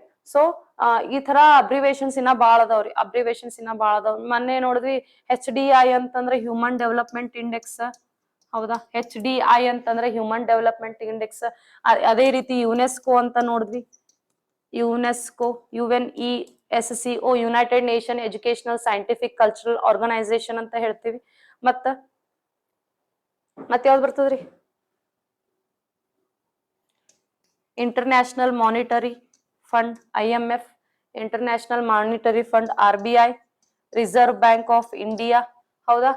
ಈ ತರ ಏನೇನ್ ಅಬ್ರಿವೇಶನ್ಸ್ ಅದಾವಲ್ಲ, ನಿಮ್ಗೆ ಒಂದ್ ಲಿಸ್ಟ್ ಸಿಗ್ತೈತಿ ಅಬ್ರಿವೇಶನ್ಸ್. Go and ಬಾಯಟ್ ಹೊಡಿರಿ. ಅದನ್ನ ಏನ್ ಮಾಡಕ್ ಆಗಂಗಿಲ್ಲ, ಅದನ್ನ ನೆನಪಿಟ್ಕೊಳ್ಳೇಬೇಕು ನೀವು. ಅಬ್ರಿವೇಶನ್ಸ್ ಬಹಳ ಇಂಪಾರ್ಟೆಂಟ್ ಆಗ್ತದ. ಅಂಡ್ ಆರ್ಗನೈಸೇಷನ್ಸ್ ಏನ್ ಅದಾವಲ್ಲ ಅದರದ ಸಮ್ ಅಬ್ರಿವೇಶನ್ಸ್ ಅದಾವ, ಎಸ್ಪೆಷಲಿ ಎನ್ವಿರಾನ್ಮೆಂಟಲ್ ರಿಲೇಟೆಡ್ ಏನೇನ್ ಅದಾವಲ್ಲ ಅವನ್ನ ನೋಡ್ಕೊರಿ. UNFCCC, UNICED, UNICED, UNFCCC ನೀವು ನೋಡ್ಕೋರಿ, ಟ್ರೈ ಮಾಡ್ರಿ. UNFCCC, UNICED, UNO, WHO. Okay, ಇವೆಲ್ಲ ಹೋಗಿ ಸ್ವಲ್ಪ ನೋಡ್ಕೋರಿ. ಇವೆಲ್ಲ ಅಬ್ರಿವೇಶನ್ ಸ್ವಲ್ಪ ಹೋಗಿ, ಇವೆಲ್ಲಾನು ರಿಪೀಟೆಡ್ ಬಾಳ ಸತಿ ಕೇಳೇನ್ರಿ ಕ್ವಶನ್ಸ್. ಇವೆಲ್ಲಾನು repeated questions, right? Next concept ಏನೈತ್ರಿ? Basic computer and social media. ಮೂಲ ಕಂಪ್ಯೂಟರ್ ಮತ್ತು ಸಾಮಾಜಿಕ ಮಾಧ್ಯಮ ಅಂತ ಹೇಳ್ತೀವಿ. ಮೂಲ ಕಂಪ್ಯೂಟರ್ ಮತ್ತು ಸಾಮಾಜಿಕ ಮಾಧ್ಯಮ ಅಂತ, basic computer and social media ಅಂತ ಹೇಳ್ತೀವಿ. ಸೋಷಿಯಲ್ ಮೀಡಿಯಾ ಅಂತಂದ್ರ ಬಂತಪ್ಪ ಅಂದ್ರ ಬಹಳ ಜನ ಏನು ಇನ್ಸ್ಟಾಗ್ರಾಮ್, ಫೇಸ್ಬುಕ್ ಈ ಕಡೆ ಸ್ವಲ್ಪ ಲಕ್ಷ್ಯ ಹೋಗ್ತತಿ. ಬಟ್ ಬೇಸಿಕ್ ಕಂಪ್ಯೂಟರ್ ಕಡೆ ಬರ್ಲಿ, ಯಾಕಂದ್ರೆ ಬೇಸಿಕ್ ಕಂಪ್ಯೂಟರ್ ಮೇಲೆ ಜಾಸ್ತಿ ಕ್ವಶನ್ಸ್ ಅನ್ನ ಕೇಳಿಕತ್ತಾನ. ಹೌದಾ? ಎಸ್ಪೆಷಲಿ ಕಂಪ್ಯೂಟರ್ ಒಳಗಡೆ MS ಆಫೀಸ್ ಮೇಲೆ, MS office related, shortcut keys related, ಇವು ಹೈಲಿ ಇಂಪಾರ್ಟೆಂಟ್ ಟಾಪಿಕ್ಸ್ ರೀ. ಇದ್ರ ಮೇಲೆ MS ಆಫೀಸ್ ಮೇಲೆ, ಶಾರ್ಟ್ಕಟ್ ಕೀಸ್ ಮೇಲೆ, ಮತ್ತೆ ಇದ್ರ ಮೇಲೆ ಕೇಳ್ತಾನ್ರಿ ಕ್ವಶನ್ಸ್. ಬೇಸಿಕ್ ಕಂಪ್ಯೂಟರ್ದು ಕ್ವಶನ್ಸ್ ಕೇಳ್ತಾನ, ಬೇಸಿಕ್ ಕಂಪ್ಯೂಟರ್ ಕ್ವಶನ್ಸ್ ಅನ್ನ ಕೇಳ್ತಾನ. ಅದೇ ರೀತಿ MS ಆಫೀಸ್ ಆಯ್ತು. ಓಕೆ, ಪವರ್ ಪಾಯಿಂಟ್ ಮೇಲೆ ಕ್ವಶನ್ಸ್ ಅನ್ನ ಕೇಳಿದಾನ. ಪ್ರೀವಿಯಸ್ ಇಯರ್ ಅಲ್ಲಿ ನೋಡ್ಬೋದು ಓಲ್ಡ್ ಕ್ವಶನ್ಸ್. ಪವರ್ ಪಾಯಿಂಟ್ ಮೇಲೆ ಕ್ವಶನ್ಸ್ ಅನ್ನ ಕೇಳಿದಾನ, ರೈಟ್? ಎಲ್ಲರಿಗ್ ಮಾಡಕ್ ಬರ್ತದ್ರಿ, ಕಂಪ್ಯೂಟರ್ ಆಪರೇಟ್ ಮಾಡಕ್ ಎಲ್ಲರಿಗ್ ಬರ್ತದ ಇನ್ನು. ಬಟ್ ಇಲ್ಲಿ ನಿಮಗೆ ಎಕ್ಸಾಮ್ ಒಳಗಡೆ ಕೇಳಿದಂದ್ರೆ ಸ್ಟೆಪ್ ಬೈ ಯಾವ ಪರ್ಟಿಕ್ಯುಲರ್ ಅದಕ್ಕೆ ಏನ್ ವರ್ಡ್ ಅಂತಾರ ಅನ್ನೋದು ಗೊತ್ತಿರ್ಬೇಕು. ಇನ್ಸರ್ಟ್ ಅಂದ್ರ ಏನು, ಹೌದಾ? ಎರೋ ಮಾರ್ಕ್ ಅಂತಂದ್ರೆ ಏನು, ಟ್ರಯಾಂಗಲ್ ಶೇಪ್ ಎಲ್ಲಿ ಸಿಗ್ತದ, ಪೇಂಟ್ ಒಳಗಡೆ ಯಾವ್ಯಾವ ಬಾಕ್ಸ್ ಒಳಗಡೆ ಏನೇನ್ ಸಿಗ್ತೈತಿ, ಪ್ರೆಸೆಂಟೇಶನ್ಸ್ ಒಳಗಡೆ ಯಾವ್ಯಾವ ಬಾಕ್ಸ್ ಅಲ್ಲಿ ಏನೇನ್ ಐಟಮ್ಸ್ ಇರ್ತಾವು, ಅದೆಲ್ಲ ನಿಮಗ್ ಗೊತ್ತಿರ್ಬೇಕ್ರಿ. ಸ್ಟೆಪ್ ಬೈ ಸ್ಟೆಪ್ ನೀವೇನ್ ಮಾಡೋದು ಸ್ವಲ್ಪ ನೋಡ್ಕೊಂತ ಹೋಗ್ಬೇಕಾಗ್ತದೆ. ಎಡಿಟಿಂಗ್ ಪಾರ್ಟ್ ಆಗಿರ್ಬೋದು. ಸೊ MS ಆಫೀಸ್ ಮೇಲೆ ಬಹಳ ಕ್ವಶನ್ಸ್ ಕೇಳಿದಾನ. ಅದೇ ರೀತಿ ಶಾರ್ಟ್ಕಟ್ ಕೀಸ್ ಮೇಲೆನು ಬಹಳ ಕ್ವಶನ್ಸ್ ಕೇಳಿದಾನ. ಬೇಸಿಕ್ ಕಂಪ್ಯೂಟರ್ ಮೇಲೂ ಕೇಳಿದಾನ ಕ್ವಶನ್ಸ್. ಹೋಗಿ ಒಂದ್ ಸ್ವಲ್ಪ ಪ್ರೀವಿಯಸ್ ಇಯರ್ ಕ್ವಶನ್ಸ್ ಸ್ವಲ್ಪ ನೋಡ್ರಿ. ಓಕೆ, ಪ್ರೀವಿಯಸ್ ಇಯರ್ ಕ್ವಶನ್ಸ್ ಸ್ವಲ್ಪ ನೋಡ್ರಿ, ರೈಟ್? ಇಲ್ಲಿ ನೋಡ್ರಿ, CPU is known as, CPU ಅನ್ನು ಏನೆಂದು ಕರೆಯುತ್ತಾರೆ ಅಂತ ಹೇಳ್ತೀವಿ. CPU is known as, CPU ಅಂದ್ರ ಸೆಂಟ್ರಲ್ ಪ್ರೊಸೆಸಿಂಗ್ ಯೂನಿಟ್ ಅಂತ ಹೇಳ್ತೇವಿ. ಸೆಂಟ್ರಲ್ ಪ್ರೊಸೆಸಿಂಗ್ ಯೂನಿಟ್ ಗೊತ್ತೈತಿ, ಎಲ್ಲಾರು 6ನೇತೆ 7ನೇತೆ 8ನೇತೆದಾಗೆ ಕಲ್ತೀರಿ. ಸೆಂಟ್ರಲ್ ಪ್ರೊಸೆಸಿಂಗ್ ಯೂನಿಟ್ ಅಂತ ಹೇಳಿ ಇದೇನಿದು? This is the brain of the computer ಅಂತ ಹೇಳ್ತೀವಿ. ಕಂಪ್ಯೂಟರ್ ನ ಮೆದುಳು ಅಂತ ಹೇಳ್ತೀವಿ, ಬ್ರೈನ್ ಆಫ್ ದಿ ಕಂಪ್ಯೂಟರ್ ಅಂತ ಹೇಳ್ತೀವಿ, right? CPU is known as a brain of computer ಅಂತ ಹೇಳ್ತೀವಿ. CPU ಅನ್ನು ಏನಂದು ಕರೀತಾರ್ರಿ? ಕಂಪ್ಯೂಟರ್ ನ ಮೆದುಳು ಅಂತ ಕರೀತಾರೆ, ಬ್ರೈನ್ ಆಫ್ ಕಂಪ್ಯೂಟರ್ ಅಂತ ಹೇಳ್ತೀವಿ. ಸೆಂಟ್ರಲ್ ಪ್ರೊಸೆಸಿಂಗ್ ಯೂನಿಟ್ ಅಂತ ಹೇಳ್ತೀವಿ, right? So next, which of the following is a social media platform? ನೋಡ್ರಿ, MS word, excel, paint, Instagram. ಕೆಳಗಿನಲ್ಲಿ ಯಾವುದು ಸಾಮಾಜಿಕ ಮಾಧ್ಯಮ ವೇದಿಕೆ? ಈಸಿ ಐತ್ರಿ, ಇನ್ಸ್ಟಾಗ್ರಾಮ್ ಅದೊಂದು ಸೋಷಿಯಲ್ ಮೀಡಿಯಾ. ಫೇಸ್ಬುಕ್, ಇನ್ಸ್ಟಾಗ್ರಾಮ್ ಆಗಿರ್ಬೋದು, ಟ್ವಿಟರ್ ಆಗಿರ್ಬೋದು, ಮತ್ತೆ ಯಾವ್ಯಾವ್ರಿ etcetera. Instagram, Facebook, Twitter, Skype, these all are the, ಇವೆಲ್ಲ ಏನು ಸೋಷಿಯಲ್ ಮೀಡಿಯಾಸ್ ಅಂತ ಹೇಳ್ತೀವಿ. ಇವೆಲ್ಲ ಏನು ಸೋಷಿಯಲ್ ಮೀಡಿಯಾಸ್ ಅಂತ ಹೇಳ್ತೀವಿ. ಈ ಕೆಳಗಿನಲ್ಲಿ ಯಾವುದು ಸಾಮಾಜಿಕ ಮಾಧ್ಯಮ? ಇವೆಲ್ಲ ಏನು ಕಂಪ್ಯೂಟರ್ ಒಳಗಡೆ ಬೇಸಿಕ್ ಕಾನ್ಸೆಪ್ಟ್ಸ್ ಇವೆಲ್ಲ ಅಂತ ಹೇಳ್ತೀವಿ. These all are the MS Word, MS Excel, Paint, PowerPoint. ಇದ್ರ ಮೇಲೆ ನಿಮಗ ಎಕ್ಸಾಮ್ಸಿಗೆ ಕ್ವಶನ್ಸ್ ಅನ್ನ ಕೇಳ್ತಾನ ಅಂತ ಹೇಳ್ತೀವಿ, ರೈಟ್? ಸ್ವಲ್ಪ ಕಂಪ್ಯೂಟರ್ ರಿಲೇಟೆಡ್ ಕ್ವಶನ್ಸ್ ಇವಾಗ ಜಾಸ್ತಿ ಬಾಳ ಕೇಳಿಗತ್ತಾರಿ. ಯಾಕಂತಂದ್ರ ನಮ್ದು ಇಂಡಿಯಾ ಏನೈತಿ ಡಿಜಿಟಲೈಸೇಷನ್ ಆಗೈತಿ ಇವಾಗ, ಹೌದಾ? ನಮ್ ಭಾರತ ಏನಾಗೈತಿ ಇವಾಗ ಡಿಜಿಟಲೀಕರಣ ಆಗ್ಯದ, ಹೌದಾ? ಡಿಜಿಟಲೀಕರಣ ಆಗ್ಯದ ಅಂತಂದ್ಮೇಲೆ ಪ್ರತಿಯೊಬ್ಬರಿಗೂ ಏನು ಬೇಸಿಕ್ ಕಂಪ್ಯೂಟರ್ ನಾಲೆಜ್ ಇರ್ಬೇಕು ಅಂತ ಹೇಳ್ತೇವೆ. ರೀಸೆಂಟ್ ಆಗಿ ಒಂದ್ 5 years ಬ್ಯಾಕ್ ಕಂಪಲ್ಸರಿ ಎಲ್ಲಾ ಗೌರ್ಮೆಂಟ್ ಟೀಚರ್ಸ್ಗೂ ಟೀಚರ್ಸ್ ಹತ್ರ ಏನಿರ್ಬೇಕು, ಡಿಜಿಟಲೀಕರಣ ಮಾಡೋದ್ರಿಂದ ಕಂಪಲ್ಸರಿ ಎಲ್ಲಾ ಗೌರ್ಮೆಂಟ್ ಟೀಚರ್ಸ್ ಹತ್ರನು ಏನು ಕಂಪ್ಯೂಟರ್ ನಾಲೆಜ್ ಇರ್ಬೇಕು ಅಂತ ಹೇಳಿ ಪರ್ಟಿಕ್ಯುಲರ್ ಅವರಿಗೂ ಕಂಪ್ಯೂಟರ್ ಎಕ್ಸಾಮ್ ನಡೆಸಿದ್ರಿ, ಹೌದಾ? ಎಷ್ಟೋ ಜನ ಟೀಚರ್ಸ್ ಕಂಪ್ಯೂಟರ್ ಕೋರ್ಸ್ ತಗೊಂಡು ಕಂಪ್ಯೂಟರ್ ಕೋರ್ಸ್ ಮಾಡ್ಕೊಂಡು ಓಕೆ ಕಂಪ್ಯೂಟರ್ ಎಕ್ಸಾಮ್ಸ್ ಅನ್ನ ಬರ್ದಾರ. Okay, digital basic computer knowledge ಎಲ್ಲರಿಗೂ, ಬೇಸಿಕ್ ಕಂಪ್ಯೂಟರ್ ಎಲ್ಲರಿಗೂ ನಾಲೆಜ್ ಇರ್ಬೇಕು ಅಂತ ಹೇಳಿ. ಯಾಕಂದ್ರೆ ನಮ್ಮ ಭಾರತ ಇವಾಗ ಡಿಜಿಟಲೀಕರಣದಲ್ಲಿ ಮುಂದುವರಿಲಿಕ್ಕೆ, ಡಿಜಿಟಲೈಸೇಷನ್ ಆಗ್ಲಿಕ್ಕೆ, ಅದಕ್ಕೆ phone pay, UPI, Google pay ಎಲ್ಲಾ ಬರಾಕತ್ತಾವ. ಟ್ರಾನ್ಸಾಕ್ಷನ್ಸ್ ಎಲ್ಲಾ ಆನ್ಲೈನ್ ಟ್ರಾನ್ಸಾಕ್ಷನ್ ಆಗತ್ತದ. ಆನ್ಲೈನ್ ಟ್ರಾನ್ಸಾಕ್ಷನ್ ಇಟ್ ಮೀನ್ಸ್ ನಮ್ಮ ಭಾರತ ಏನಾಗ್ಲಿಕ್ಕದ, ಡಿಜಿಟಲೀಕರಣ ಆಗ್ಲಿಕ್ಕತ್ತದ ಅಂತ ಹೇಳ್ತೇವೆ. ಭಾರತ ಏನಾಗ್ಲಿಕ್ಕದ, ಡಿಜಿಟಲೀಕರಣ ಆಗ್ಲಿಕ್ಕತ್ತದ, ಡಿಜಿಟಲೈಸೇಷನ್ ಆಗ್ಲಿಕ್ಕತ್ತದ ಅಂತ ಹೇಳ್ತೇವೆ. ಆತ್ಮ ನಿರ್ಭರ್ ಭಾರತ ಅಂತ ಕಾನ್ಸೆಪ್ಟ್ ಬರ್ತದ. ಆತ್ಮ ನಿರ್ಭರ್ ಭಾರತ್ ಅಂದ್ರೆ ಏನು? ನಮ್ದು ನಾವು ಸೆಲ್ಫ್ ಏನ್ ಮಾಡ್ಕೋತೇವೆ, ನಾವು ಇನ್ನೊಂದು ಬೇರೆ ಕಂಟ್ರಿ ಮೇಲೆ ಅಥವಾ ಬೇರೆಯವ್ರ ಮೇಲೆ ಡಿಪೆಂಡ್ ಆಗ್ಲಾರ ನಮ್ಮ ಸೆಲ್ಫ್ ನಾವು ಮಾಡ್ಕೊಂತ ಹೋಗೋದು ಅಂತ ಹೇಳ್ತೇವೆ. ಸೆಲ್ಫ್ ಇಂಪ್ರೂವ್ಮೆಂಟ್ ಆಗೋದು ಅಂತ ಹೇಳ್ತೇವೆ. ಅದಕ್ಕೆ ಆತ್ಮ ನಿರ್ಭರ್ ಭಾರತ್ ಅಡಿಯಲ್ಲಿ ಎಷ್ಟೊಂದು ಗೌರ್ಮೆಂಟ್ ಸ್ಕಿಲ್ಸ್ ಬರ್ಲಿಕತ್ತಾರ, ನಿಮ್ಗೆ ಫ್ರೀ ಆಗಿ ಸ್ಕಿಲ್ಸ್ ಕಳಿಸ್ಕೊಡ್ಲಿಕತ್ತಾರ. ಫೋನ್ ಬರ್ತಿರ್ತಾವ ನೋಡ್ರಿ ಎಷ್ಟೋ ಜನ, ಎಸ್ಪೆಷಲಿ ಯುವ ನಿಧಿ ಸ್ಕೀಮ್ ಯಾರು ತಗೊಂಡಿರಲ್ಲ ಅವ್ರಿಗೆ ಎಲ್ಲರಿಗೂ ಕಾಲ್ಸ್ ಬಂದಾವಲ್ಲ ರೀಸೆಂಟ್ ಆಗಿ. ಏನಂತ ಕಾಲ್ಸ್ ಬಂದ, ನಾವು ಇದು digitalisation related, robotics related, forensic related ನಾವ್ ಏನ್ ಮಾಡ್ಲಿಕ್ಕೆ ಕೋರ್ಸಸ್ ಅನ್ನ ಹೇಳ್ಕೊಡ್ಲಿಕ್ಕೆ, ಸ್ಕಿಲ್ಸ್ ಅನ್ನ ಕೊಡ್ಲಿಕ್ಕೆ, ಅದ್ರ ಮುಖಾಂತರ ನಿಮ್ಗೆ ಏನಾಗ್ತದೆ, ಎಂಪ್ಲಾಯ್ಮೆಂಟ್ ಜಾಸ್ತಿ ಆಗ್ತದೆ. ಮಾಡ್ಕೋರಿ ಇಂಥವೆಲ್ಲ ಕೋರ್ಸಸ್ ಫ್ರೀ ಆಗಿ ಹೇಳ್ಕೊಡ್ಲಿಕ್ಕತ್ತಾರ. ವಿತ್ ಚಲೋ ರಿಪ್ರೆಸೆಂಟೇಟಿವ್ ಗೌರ್ಮೆಂಟ್ ಸರ್ಟಿಫಿಕೇಟ್ ನಿಮ್ಗೆ ಕೊಡ್ಲಿಕ್ಕತ್ತ ಅದ್ರ ಜೊತೆ. ಸೊ ಇವೆಲ್ಲ ಏನಾಗ್ತದೆ ನಿಮ್ಗ ಮುಂದೆ ಫ್ಯೂಚರ್ ಅಲ್ಲಿ ಯೂಸ್ ಆಗ್ತದೆ. ನಿಮ್ದು ಯಾವ್ದೋ ಒಂದು ಜಾಬ್ ಮಾಡ್ಕೋರಿ, ಇಟ್ಸ್ ಬೆಸ್ಟ್ ಗೌರ್ಮೆಂಟ್ ಜಾಬ್ ಮಾಡ್ಕೊಂಡ್ರೆ ಸತಕ ಈ ನಾಲೆಜ್ ಏನಾಗ್ತದಲ್ಲ ನಿಮಗೆ ಅಲ್ಲಿ ಯೂಸ್ ಆಗ್ತದ ಅಂತ ಹೇಳ್ತೀವಿ. ಸೊ ಯಾರ್ಯಾರಿಗೆ ಕಾಲ್ಸ್ ಬಂದಾವ please go and approach them. ಅವ್ರಿಗೆ ಹೋಗಿ ಅಪ್ರೋಚ್ ಆಗ್ರಿ, ಮಾಡ್ರಿ. 1-2 ತಿಂಗಳು 3 ತಿಂಗಳು ಕೋರ್ಸಸ್ ಅದಾವ, ಎಲ್ಲೋ ಕುಂತ ಟೈಮ್ ವೇಸ್ಟ್ ಮಾಡೋ ಬದ್ಲಿ ಇಂಥ ಕೋರ್ಸಸ್ ಆದ್ರೂ ಮಾಡ್ರಿ. ಅಟ್ಲೀಸ್ಟ್ ನಿಮ್ಮ ಸ್ಕಿಲ್ ಆದ್ರೂ ಡೆವಲಪ್ಮೆಂಟ್ ಆಗ್ತೈತಿ ಅಂತ ಹೇಳ್ತೀವಿ. ಸ್ಕಿಲ್ ಆದ್ರೂ ಡೆವಲಪ್ಮೆಂಟ್ ಆಗ್ತದೆ. ಸುಮ್ನೆ ಇಲ್ಲಿ ಕೂತು ಕಾಲ್ಫಾರ್ಮ್ ಇಲ್ಲ ಕಾಲ್ಫಾರ್ಮ್ ಇಲ್ಲ. ನಾನು ಒಂದು ಕ್ವಶನ್ ಕೇಳ್ತೀನಿ, ಕಾಲ್ಫಾರ್ಮ್ ಇಲ್ಲ ಅಂತ ಅಂತಿರಲ್ಲ, ಕಾಲ್ಫಾರ್ಮ್ ಆದ ತಕ್ಷಣನೇ ನಾಳೆನೆ ಎಕ್ಸಾಮ್ ಇಟ್ರಂದ್ರೆ ಎಷ್ಟ್ ಜನ ಬರಕ್ ತಯಾರದಿರಿ? ಎಷ್ಟು ಜನ ಬರದ್, ಎಷ್ಟ್ ಜನ ಆರ್ಡರ್ ಕಾಪಿ ತಗೊಳಕ್ ತಯಾರದಿರಿ? ಹೌದಾ? ಅದು ಮೇನ್ ಅಲ್ಲ, ಅದು ಬೇಕಾಗಿರೋದಲ್ಲ. ಮೇನ್ ನಿಮ್ಮಲ್ಲ ಅಷ್ಟು ಕಾನ್ಫಿಡೆನ್ಸ್ ಐತಾ? ಕಾನ್ಫಿಡೆನ್ಸ್ ಐತಿ ಅಂತಂದ್ಮೇಲೆ ವೇಟ್ ಮಾಡ್ರಿ, ಇನ್ನೊಂದ್ ಸ್ವಲ್ಪ ದಿವಸ ನಿಮ್ಗೆ ಕಾಲ್ಫಾರ್ಮ್ ಆಗ್ತದೆ. ಕಾನ್ಫಿಡೆನ್ಸ್ ಇಲ್ಲ ಅಂದ್ಮೇಲೆ ಓದ್ರಿ. ಎದಕ್ ಟೈಮ್ ವೇಸ್ಟ್ ಮಾಡ್ತೀರಿ? ಓದ್ರಿ, ಹೋಗಿ ಓದ್ರಿ ಅಂತ ನಾನು ಹೇಳ್ತೀನಿ, ಹೌದಾ? ನಿಮ್ಮಲ್ಲಿ ಸುಮ್ನೆ ಕಾಲ್ಫಾರ್ಮ್ಸ್ ಇಲ್ಲ, ಕಾಲ್ಫಾರ್ಮ್ಸ್ SSC GD CHSL ಇವೆಲ್ಲ ಆಗ್ಲಿಕ್ಕತ್ತಾವಲ್ಲ, ಬರೀರಲ್ಲ ಎಕ್ಸಾಮ್ಸ್. ಇವೆಲ್ಲ ಎಕ್ಸಾಮ್ಸ್ ಇವು ಬರೀರಲ್ಲ, ಇವನು ಬರೀರಿ, ನಾಲೆಜ್ ತಗೋರಿ. ಓಕೆ, ನಾಲೆಜ್ ಗೇನ್ ಮಾಡ್ಕೋರಿ. ಕಾಲ್ಫಾರ್ಮ್ಸ್ ಆಗತ್ತ, ಕಾಲ್ಫಾರ್ಮ್ ಆಗೋದಂತೂ ಕಟ್ಟಿಟ್ಟ ಬುತ್ತಿ. ಕಾಲ್ಫಾರ್ಮ್ ಎಲ್ಲಿ ಓಡ್ ಹೋಗಂಗಿಲ್ಲ, ಕಾಲ್ಫಾರ್ಮ್ ಫಿಕ್ಸ್ ಆಗತ್ತ. ಬಟ್ ನಿಮ್ ಪ್ರಿಪರೇಷನ್ ಜಾರಿಯಲ್ಲಿ ಇರ್ಲಿ ಅಂತ ಹೇಳ್ತೀನಿ. ನಿಮ್ ಪ್ರಿಪರೇಷನ್ ಜಾರಿಯಲ್ಲಿ ಇರ್ಲಿ ಅಂತ ಹೇಳ್ತೀನಿ. ಎಷ್ಟೋ ಜನ ವೀಕೆಂಡ್ ಟೆಸ್ಟ್ ಬರೀತೀರಿ, ನೋಡಿದ್ರೆ ಮಾರ್ಕ್ಸ್ ಎಷ್ಟು ಕಡಿಮೆ ಅದಾವ. ವೀಕೆಂಡ್ ಟೆಸ್ಟ್ ಬರೀತಿರಲ್ಲ, ಎವ್ರಿ ವೀಕ್ ಬರೀತಿರಲ್ಲ. ಸೊ ನಿಮ್ ಮಾರ್ಕ್ಸ್ ಎಷ್ಟು ಬೀಳ್ಕತ್ತಾವ, ಎಲ್ಲಿ ಮಿಸ್ಟೇಕ್ ಮಾಡ್ಲಿಕ್ಕೆ ಬರೀರಿ, ಟೆಸ್ಟ್ ಸೀರೀಸ್ ತಗೋರಿ, ಪ್ರಾಕ್ಟೀಸ್ ಮಾಡ್ರಿ. ಬರೀ ಕಾಲ್ಫಾರ್ಮ್ ಇಲ್ಲ ಅಂತ ನೆಗ್ಲೆಕ್ಟ್ ಮಾಡ್ಕೊಂಡು ಕೂಡ್ಬ್ಯಾಡ್ರಿ. ಕಾಲ್ಫಾರ್ಮ್ ಅಂತೂ ಆಗೇ ಆಗ್ತೈತಿ. ಪ್ರಾಕ್ಟೀಸ್ ಇರ್ಲಿ ನಿಮ್ದು ಅಂತ ಹೇಳ್ತೀನಿ. ಪ್ರಾಕ್ಟೀಸ್ ಇರ್ಲಿ. ನಿಮ್ಗೆ ಯಾವ ಲೆವೆಲ್ ಕಾನ್ಫಿಡೆನ್ಸ್ ಇರಬೇಕು ಅಂತಂದ್ರ, ಈ ಸದ್ ನಾಳೆ ಕಾಲ್ಫಾರ್ಮ್ ಆದ್ರೆ ನಾಳೆನೆ ಎಕ್ಸಾಮ್ ಇಟ್ಟು ನಾ ಎಕ್ಸಾಮ್ ಕ್ಲಿಯರ್ ಮಾಡ್ಕೊಂಡು ಆರ್ಡರ್ ಕಾಪಿ ತಗೊಂತೀನಿ ಅನ್ನೋ ಕಾನ್ಫಿಡೆನ್ಸ್ ಲೆವೆಲ್ ನಿಮ್ಮಲ್ಲಿ ಇತ್ತಂದ್ರ ಅವಾಗ ಕಾಲ್ಫಾರ್ಮ್ ಇಲ್ಲ ಅಂತ ಅನ್ರಿ. ಮಾಡ್ರಿ. ಕಾಲ್ಫಾರ್ಮ್ಗೋಸ್ಕರ ಏನೇನ್ ಕೆಲಸ ಮಾಡ್ಬೇಕು, ನಿಮ್ದು ಏನೇನ್ ಕರ್ತವ್ಯ ಐತಿ ಎಲ್ಲಾನು ಮಾಡ್ರಿ. ಬಟ್ ಸುಮ್ನ ಕಾಲ್ಫಾರ್ಮ್ ಇಲ್ಲ ಅನ್ನೋದೊಂದು ನೆವ ಹಿಡ್ಕೊಂಡು ನಿಮ್ದು ಜೀವನ ಟೈಮ್ ನ ನೀವು ವೇಸ್ಟ್ ಮಾಡ್ಕೋಬೇಡ್ರಿ. ಅಟ್ಲೀಸ್ಟ್ ಪರ್ಟಿಕ್ಯುಲರ್ ನೀವೆಲ್ಲಾ ಪೂರ್ತಿ ಓದಿರಿ, ಪರ್ಫೆಕ್ಟ್ ಆಗಿರಿ ಅಂತಂದ್ರೆ ಈ ತರ ಸ್ಕಿಲ್ಸ್ ಆದ್ರೂ ಜಾಯಿನ್ ಆಗ್ರಿ ಅಂತ ಹೇಳ್ತೀವಿ. ಈ ತರ ಸ್ಕಿಲ್ಸಿಗಾದ್ರೂ ಜಾಯಿನ್ ಆಗ್ರಿ ಅಂತ ನಾನು ಹೇಳ್ತೀನಿ, right? Okay. So basic computer and social media ಒಳಗಡೆ ಈ ತರ ನಿಮಗೆ ಕ್ವಶನ್ಸ್ ಅನ್ನ ಕೇಳ್ತಾರೆ. ಶಾರ್ಟ್ ಕಟ್ ಕೀಸ್ ಮೇಲೆ ನಿಮ್ಗೆ ಕ್ವಶನ್ಸ್ ಅನ್ನ ಕೇಳ್ತಾನ ಅಂತ ಹೇಳ್ತೀವಿ. ಶಾರ್ಟ್ ಕಟ್ ಕೀಸ್ ಮೇಲೆ ಕ್ವಶನ್ಸ್ ಅನ್ನ ಕೇಳ್ತಾನೆ, ರೈಟ್? ಓಕೆ. ನೆಕ್ಸ್ಟ್ ಕಾನ್ಸೆಪ್ಟ್ ಏನಿದೆ, ಇಂಪಾರ್ಟೆಂಟ್ ಸಮಿಟ್ಸ್, ಪ್ರಮುಖ ಶೃಂಗ ಸಭೆಗಳು ಅಂತ ಹೇಳ್ತೀವಿ. ಇಂಪಾರ್ಟೆಂಟ್ ಸಮಿಟ್ಸ್ ಅಂತ ಹೇಳ್ತೀವಿ, ಪ್ರಮುಖ ಶೃಂಗ ಸಭೆಗಳು ಅಂತ ನಾವು ಹೇಳ್ತೀವಿ, ಹೌದಾ? ಸೊ ಇಲ್ಲಿ ನಾನು ಆಲ್ರೆಡಿ ನಿಮಗೆ ಪ್ರೀವಿಯಸ್ ಕ್ಲಾಸಸ್ ಅಲ್ಲಿ ಹೇಳಿದೆ, ಇಂಟರ್ನ್ಯಾಷನಲ್ ಆರ್ಗನೈಸೇಷನ್ಸ್ ಮೇಲೆ ಫಿಕ್ಸ್ ನಿಮಗೆ ಕ್ವಶನ್ಸ್ ಇರ್ತಾವ ಅಂತ ಹೇಳಿದೆ. ಸೊ ಇಲ್ಲಿ ಇಂಟರ್ನ್ಯಾಷನಲ್ ಆರ್ಗನೈಸೇಷನ್ ಅನ್ನೋ ಒಂದು ಟಾಪಿಕ್ ನ ನೋಡ್ರಿ ಎಷ್ಟು ಡಿವೈಡ್ ಮಾಡ್ಯಾರ. ಒಂದು ಅಬ್ರಿವೇಷನ್ಸ್ ತರ ಡಿವೈಡ್ ಮಾಡ್ಯಾರ, ಓಕೆ, ಒಂದು ಸಮಿಟ್ಸ್ ತರ ಡಿವೈಡ್ ಮಾಡ್ಯಾರ, ಒಂದು ನೇವಲ್ ಎಕ್ಸರ್ಸೈಸ್ ಟೈಪ್ ಡಿವೈಡ್ ಮಾಡ್ಯಾರ. ಸೊ ಇಲ್ಲಿ ಏನಾಗ್ಲಿರ್ತದ, ಒಂದೇ ಒಂದು ಕಾನ್ಸೆಪ್ಟ್ ಏನ್ ಮಾಡ್ಲಿಕ್ಕತ್ತಾರ್ರಿ 3-4 ಟೈಪ್ಸ್ ಅಲ್ಲಿ ಏನ್ ಮಾಡ್ಲಿಕ್ಕತ್ತಾರ, ಡಿವೈಡ್ ಆಗ್ಲಿಕ್ಕೆ. ಸೊ ಇಲ್ಲಿ ಇಂಪಾರ್ಟೆಂಟ್ ಸಮಿಟ್ಸ್ ಅಂತಂದ್ರಿ, ಈ ಸಮಿಟ್ಸ್ ಮೇಲೆ ನಿಮ್ಗೆ ಅಬ್ರಿವೇಷನ್ಸ್ ಅನ್ನ ಕ್ವಶನ್ಸ್ ಅನ್ನ ಕೇಳ್ಬೋದು. ಅಬ್ರಿವೇಷನ್ಸ್ ಆಗಿರ್ಬೋದು, ಸಂಕ್ಷಿಪ್ತ ರೂಪದ ಕ್ವಶನ್ ಮೇಲೆ ಕೇಳ್ಬೋದು. ಅದೇ ರೀತಿ ಅದ್ರ ಹಿಸ್ಟಾರಿಕಲ್ ಬ್ಯಾಕ್ ಗ್ರೌಂಡ್ ಅನ್ನ ಕೇಳ್ಬೋದು. ಯಾವಾಗ ಸ್ಥಾಪನೆ ಆಯ್ತು, ಓಕೆ, ಯಾವಾಗ ಸ್ಥಾಪನೆ ಆಯ್ತು ಅಂತ ಕೇಳ್ಬೋದು. ಹಿಸ್ಟಾರಿಕಲ್ ಬ್ಯಾಕ್ ಗ್ರೌಂಡ್ ಅದನ್ನ ಫೌಂಡ್ ಯಾರು ಮಾಡಿದ್ರು, ಎಷ್ಟು ಜನ ಮೆಂಬರ್ಸ್ ಅದಾರ ಪರ್ಟಿಕ್ಯುಲರ್ ಇಂಟರ್ನ್ಯಾಷನಲ್ ಆರ್ಗನೈಸೇಷನ್ ಒಳಗಡೆ, ಅಂಡ್ ಇಲ್ಲಿವರೆಗೂ ಎಷ್ಟು ಈಗ ನೆಕ್ಸ್ಟ್ ನಡೆಯೋದು ಎಷ್ಟನೇ ಶೃಂಗಸಭೆ ಅಂತಾನು ಕೇಳ್ಬೋದು. ಒಂದ್ ವೇಳೆ ನಿಮ್ದು ಎಕ್ಸಾಮ್ ಈಗ ಅನೌನ್ಸ್ ಆಗೈತಿ, ಈಗ ಇವತ್ತು ಎಕ್ಸಾಮ್ ಬರ್ಲಿಕ್ಕತ್ತೀರಿ, ನೆಕ್ಸ್ಟ್ ಶೃಂಗಸಭೆ ಅನೌನ್ಸ್ ಆಗಿದ್ರು ನಿಮ್ಗೆ ಎಕ್ಸಾಮಿಗೆ ಕೇಳ್ತಾನ, ಅಥವಾ ಹಿಂದಿನ ಸತಿ ಎಷ್ಟನೇ ಶೃಂಗಸಭೆ ನಡೆದಿತ್ತು ಅಂತ ಕೇಳ್ತಾನ, ಕಾನ್ಫರೆನ್ಸ್ ಆರ್ ಪಾರ್ಟೀಸ್ ಅಂತ ಅಂತೀವಿ, ಎಷ್ಟನೇ ಕಾನ್ಫರೆನ್ಸ್ ನಡಿಲಿಕ್ಕತ್ತದ ಈಗ ಅಂತ ಕೇಳ್ತಾನೆ, COP21 COP22 ಅಂತ ಕೇಳೇವಲ್ಲ ನಾವು. ಸೊ ಇಲ್ಲಿ ಅದೇ ರೀತಿ ನಿಮಗೆ ಏನಾಗ್ತದ, ಬೇರೆ ಬೇರೆ ತರ ಕ್ವಶನ್ಸ್ ಅನ್ನು ಕೇಳ್ತಾನ ಅಂತ. G20 summit is related to ಅಂತ ಹೇಳ್ತೇವೆ.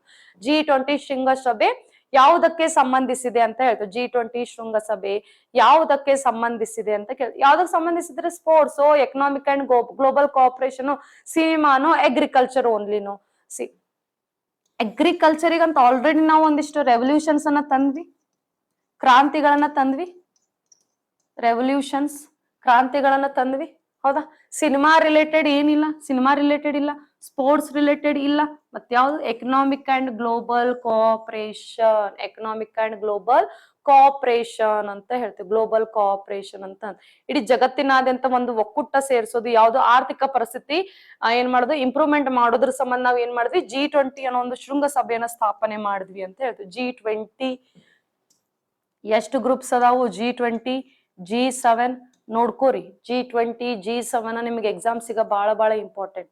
G7 ಕಂಟ್ರೀಸ್ ಯಾವ್ದು, G20 ಕಂಟ್ರೀಸ್ ಯಾವ್ದು, ನಮ್ ಇಂಡಿಯಾ ಯಾವ್ದ್ರ ಮೆಂಬರ್ ಐತಿ, ಯಾವ್ದ್ರ ಮೆಂಬರ್ ಇಲ್ಲ, ಒಂದ್ರೊಳಗೆ ಎರಡರೊಳಗಡೆ ಮೆಂಬರ್ ಇತ್ತಂದ್ರೆ ಅದ್ರೊಳಗಡೆ ಕೆಲಸ ಏನೈತಿ, ಇಲ್ಲಿವರೆಗೂ ಭಾರತದಲ್ಲಿ ಅದರಿಂದ ಏನೇನ್ ಇಂಪ್ರೂವ್ಮೆಂಟ್ ಬಂದೈತಿ, ಏನ್ ಉದ್ದೇಶ ಐತಿ, ಏನ್ ಮಹತ್ವ ಐತಿ ಅನ್ನೋದನ್ನ ಹೋಗಿ ನೋಡ್ಕೋರಿ. ನೋಡ್ಕೋರಿ ಅನ್ನತನ್ ಮೇಡಮ್ ಬರೀ ನಮ್ಗೆ ಹೇಳ್ತಾರಿಲ್ಲ, ನಿಮಗೆ ಹೇಳಕತ್ತಿಲ್ಲ. ಇವಾಗಿಂದ ನೀವು ವರ್ಕ್ ಸ್ಟಾರ್ಟ್ ಮಾಡ್ರಿ. ನಾ ನಾಳೆ ಮತ್ತೆ ಹೊಳ್ಳಿ ಒಂದ್ಸತಿ ಟಾಪಿಕ್ಸ್ ಮುಗಿತಂತಂದ್ರೆ ಒಂದ್ಸತಿ ಪ್ರತಿಯೊಂದು ಟಾಪಿಕ್ ಹಿಡ್ಕೊಂಡು ನಿಮ್ಗ ಪ್ರೀವಿಯಸ್ ಇಯರ್ ಯಾವ ತರ ಕೇಳೋಣ, ಈಗ ಮುಂದೆ ಯಾವ ತರ ಕ್ವಶನ್ಸ್ ಅನ್ನು ಕೇಳ್ಬೋದು, ಬೇಸಿಕ್ ಹಿಸ್ಟ್ರಿ ಎಲ್ಲಾನು ನಾನು ನಿಮ್ಗ ಕವರ್ ಮಾಡಿ ಕೊಡ್ತೀನಿ, ರೈಟ್. ಸೊ ಇಲ್ಲಿ ಇಂಪಾರ್ಟೆಂಟ್ ಸಮಿಟ್ಸ್ ಒಳಗ G20 ಸಮಿಟ್, ಶೃಂಗಸಭೆ ಈಗ ಹೇಳ್ಕೊಂತ ಕೂತ್ನಿ ಅಂತಂದ್ರೆ ಆಗಂಗಿಲ್ರಿ. ಈಗಿನ ಕಾನ್ಸೆಪ್ಟ್ಸ್ ಫಸ್ಟ್ ಟಾಪಿಕ್ಸ್ ಅನ್ನ ಕವರ್ ಮಾಡೋಣ, ಆಮೇಲೆ ಪ್ರತಿಯೊಂದು ನಾನು ಆರ್ಗನೈಸೇಷನ್ಸ್ ಮೇಲೆ ಬರ್ತೀನಿ, ಪ್ರತಿಯೊಂದು ಆರ್ಗನೈಸೇಷನ್ಸ್ ನ ನೀಟಾಗಿ ನಿಮ್ಗೆ ಹೇಳ್ಕೊಡ್ತೀನಿ, ರೈಟ್. ಸೊ G20 ಸಮಿಟ್ ಯಾವ್ದಕ್ ಸಂಬಂಧಿಸಿದ್ರಿ, ಎಕನಾಮಿಕ್ ಅಂಡ್ ಗ್ಲೋಬಲ್ ಕೋಆಪರೇಷನ್ ಅಂತ ಹೇಳ್ತೀವಿ. Economic and global cooperation. ಈ ಗ್ಲೋಬಲ್ ಅನ್ನೋದು ಬಹಳ ಇಂಪಾರ್ಟೆಂಟ್ ಐತ್ರಿ. ಯಾಕಂತಂದ್ರೆ SDG ಗೋಲ್ಸ್ ಅಂತ ಹೇಳ್ತೀವಿ. SDG ಗೋಲ್ಸ್ ಸುಸ್ಥಿರ ಅಭಿವೃದ್ಧಿ ಗುರಿಗಳು ಅಂತ ಹೇಳ್ತೇವೆ. ಸುಸ್ಥಿರ ಅಭಿವೃದ್ಧಿ ಗುರಿಗಳು ಅಂತ ಹೇಳ್ತೀವಿ. ಈ ಸುಸ್ಥಿರ ಅಭಿವೃದ್ಧಿ ಗುರಿಗಳು ಯಾವ್ದ್ರ ಮೇಲೆ ಡಿಪೆಂಡ್ ಅದಾವ ಅಂತಂದ್ರೆ ಈ ಗ್ಲೋಬಲ್ ಅನ್ನೋ ಒಂದು ಇಡೀ ಜಗತ್ತಿನಾದ್ಯಂತ ಮೇಲೆ ಡಿಪೆಂಡ್ ಅದಾವ. ಏನ್ 17 ಗುರಿಗಳದಾವಲ್ಲ,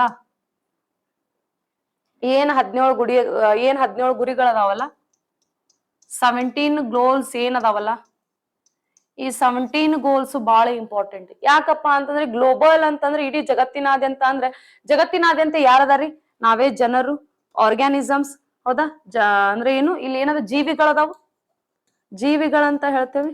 ಈ ಪ್ರತಿಯೊಂದು ಜೀವಿಗಳಿಗೆ ಬೇಕಾಗಿರುವಂತಹ, ಪ್ರತಿಯೊಂದು ಆರ್ಗ್ಯಾನಿಸಮ್ಸ್ಗೆ ಬೇಕಾಗಿರುವಂತ ಬೇಸಿಕ್ ನೀಡ್ ಹಿಡ್ಕೊಂಡು ಏನ್ ಮಾಡ್ಯಾರ, ಈ SDG ಗೋಲ್ಸ್ ನ ತಯಾರು ಮಾಡ್ಯಾರ. ಬೇಸಿಕ್ ನೀಡ್ ಹಿಡ್ಕೊಂಡು ಅಂದ್ರೆ ಒಂದ್ ಕಂಟ್ರಿ, ಒಬ್ಬ ಮನುಷ್ಯ ತಾನು ಫಸ್ಟ್ ಡೆವಲಪ್ಮೆಂಟ್ ಆದ್ರನೆ ಆತನ ಮನೆ ಡೆವಲಪ್ಮೆಂಟ್ ಆಗ್ತದ, ಆತನ ಮನೆ ಡೆವಲಪ್ಮೆಂಟ್ ಆದ್ರೆ ಆತನ ಸಮಾಜ ಡೆವಲಪ್ಮೆಂಟ್ ಆಗ್ತದ, ಆತನ ಸಮಾಜ ಅಭಿವೃದ್ಧಿ ಆದ್ರನೆ ಏನಾಗ್ತೈತಿ, ಆತನ ಒಂದು ಪರ್ಟಿಕ್ಯುಲರ್ ಸ್ಟೇಟ್ ಇಂದ ಏನಾಗ್ತದ, ನೇಷನ್ ಡೆವಲಪ್ಮೆಂಟ್ ಆಗ್ತದ ಅಂತ ಹೇಳ್ತೀವಿ. ಒಂದು ಗ್ಲೋಬಲ್ ಒಳಗಡೆ ಅಂದ್ರೆ ಒಂದು ಜಗತ್ತಿನಾದ್ಯಂತ ಒಳಗಡೆ ಒಂದು ದೇಶ ಡೆವಲಪ್ಮೆಂಟ್ ಆಗ್ಬೇಕಂತಂದ್ರೆ ಅಲ್ಲಿ ಪರ್ಟಿಕ್ಯುಲರ್ ಒಬ್ಬ ನಾಗರಿಕನ ಅಭಿವೃದ್ಧಿ ಬಹಳ ಇಂಪಾರ್ಟೆಂಟ್ ಆಗ್ತದೆ. ಒಬ್ಬ ನಾಗರಿಕನ ಅಭಿವೃದ್ಧಿ ಬಹಳ ಇಂಪಾರ್ಟೆಂಟ್ ಆಗ್ತದೆ. ಬೇಕಾದ್ರೆ ಹೋಗಿ 17 ಏನ್ ಸೀರಿಯಲ್ ವೈಸ್ ಅದಾವಲ್ರಿ ಗೋಲ್ಸ್, ಆ 17 ಸೀರಿಯಲ್ ವೈಸ್ ಗೋಲ್ಸ್ ನೋಡ್ರಿ. ಆದ್ರೆ ಎಷ್ಟ್ ಚಂದ ಲಿಂಕ್ ಇಟ್ಟಾನ. ಫಸ್ಟ್ ಒಬ್ಬ ವ್ಯಕ್ತಿ ಡೆವಲಪ್ಮೆಂಟ್ ಆಗ್ಬೇಕಂತಂದ್ರೆ ಏನ್ ಬೇಕು, ಅವನಿಗೆ ಫಸ್ಟ್ ಏನ್ ಬೇಕು, ಆತನ ಬಡತನ ನಿರ್ಮೂಲನೆ ಆಗ್ಬೇಕು. ಓಕೆ, ನೋ ಪವರ್ಟಿ ಅಂತ ಹೇಳ್ತೀವಿ. ಅದೇ ರೀತಿ ಆಮೇಲೆ ಆತನ ಹಸಿವು ನಿರ್ಮೂಲನೆ ಆಗ್ಬೇಕು, 0 ಹಂಗರ್ ಅಂತ ಹೇಳ್ತೀವಿ. ಆಮೇಲೆ ಆತನ ಕ್ವಾಲಿಟಿ ಎಜುಕೇಶನ್ ಸಿಗ್ಬೇಕು, ಹೌದಾ. ಸುಸ್ಥಿರ ನಗರ ಸಿಗ್ಬೇಕು, ಸಮಾಜ ಸಿಗ್ಬೇಕು, ಆತನ ಜಾಬಿಗೋಸ್ಕರ ಏನೇನ್ ಬೇಕು, ಇನ್ಇಕ್ವಾಲಿಟಿ ಹೋಗ್ಬೇಕಂತಂದ್ರೆ ಏನೇನ್ ಮಾಡ್ಬೇಕು. ಓಕೆ, ಅದೇ ರೀತಿ ಅವನ್ನ ಯಾವ ಸಮಾಜದಲ್ಲಿ ಜೀವಿಸ್ಲಿಕ್ಕತ್ತಾನ ಅಂದ್ರೆ ಪ್ರತಿಯೊಂದು ಜೀವಿ ಒಂದು ಭೂಮಿ ಮೇಲೆ ಜೀವಿಸ್ತಿರ್ತದೆ, ಇನ್ನೊಂದು ನೀರಿನಲ್ಲಿ ಜೀವಿಸ್ತಿರ್ತದೆ. ಅಂದ್ರೆ ಅದಕ್ಕೋಸ್ಕರ ನಾವ್ ಏನೇನ್ ಕಾರ್ಯಗಳು ಮಾಡ್ಬೇಕು. ಅಂಡ್ ಆತ ಸಂಪನ್ಮೂಲಗಳನ್ನ ಯೂಸ್ ಮಾಡ್ಕೋಬೇಕಂತಂದ್ರೆ ಆತನ ಸಂಪನ್ಮೂಲಗಳು ಯಾವ ರೀತಿ ನಾವು ಪ್ರೊವೈಡ್ ಮಾಡ್ಬೇಕು, ಹೌದಾ.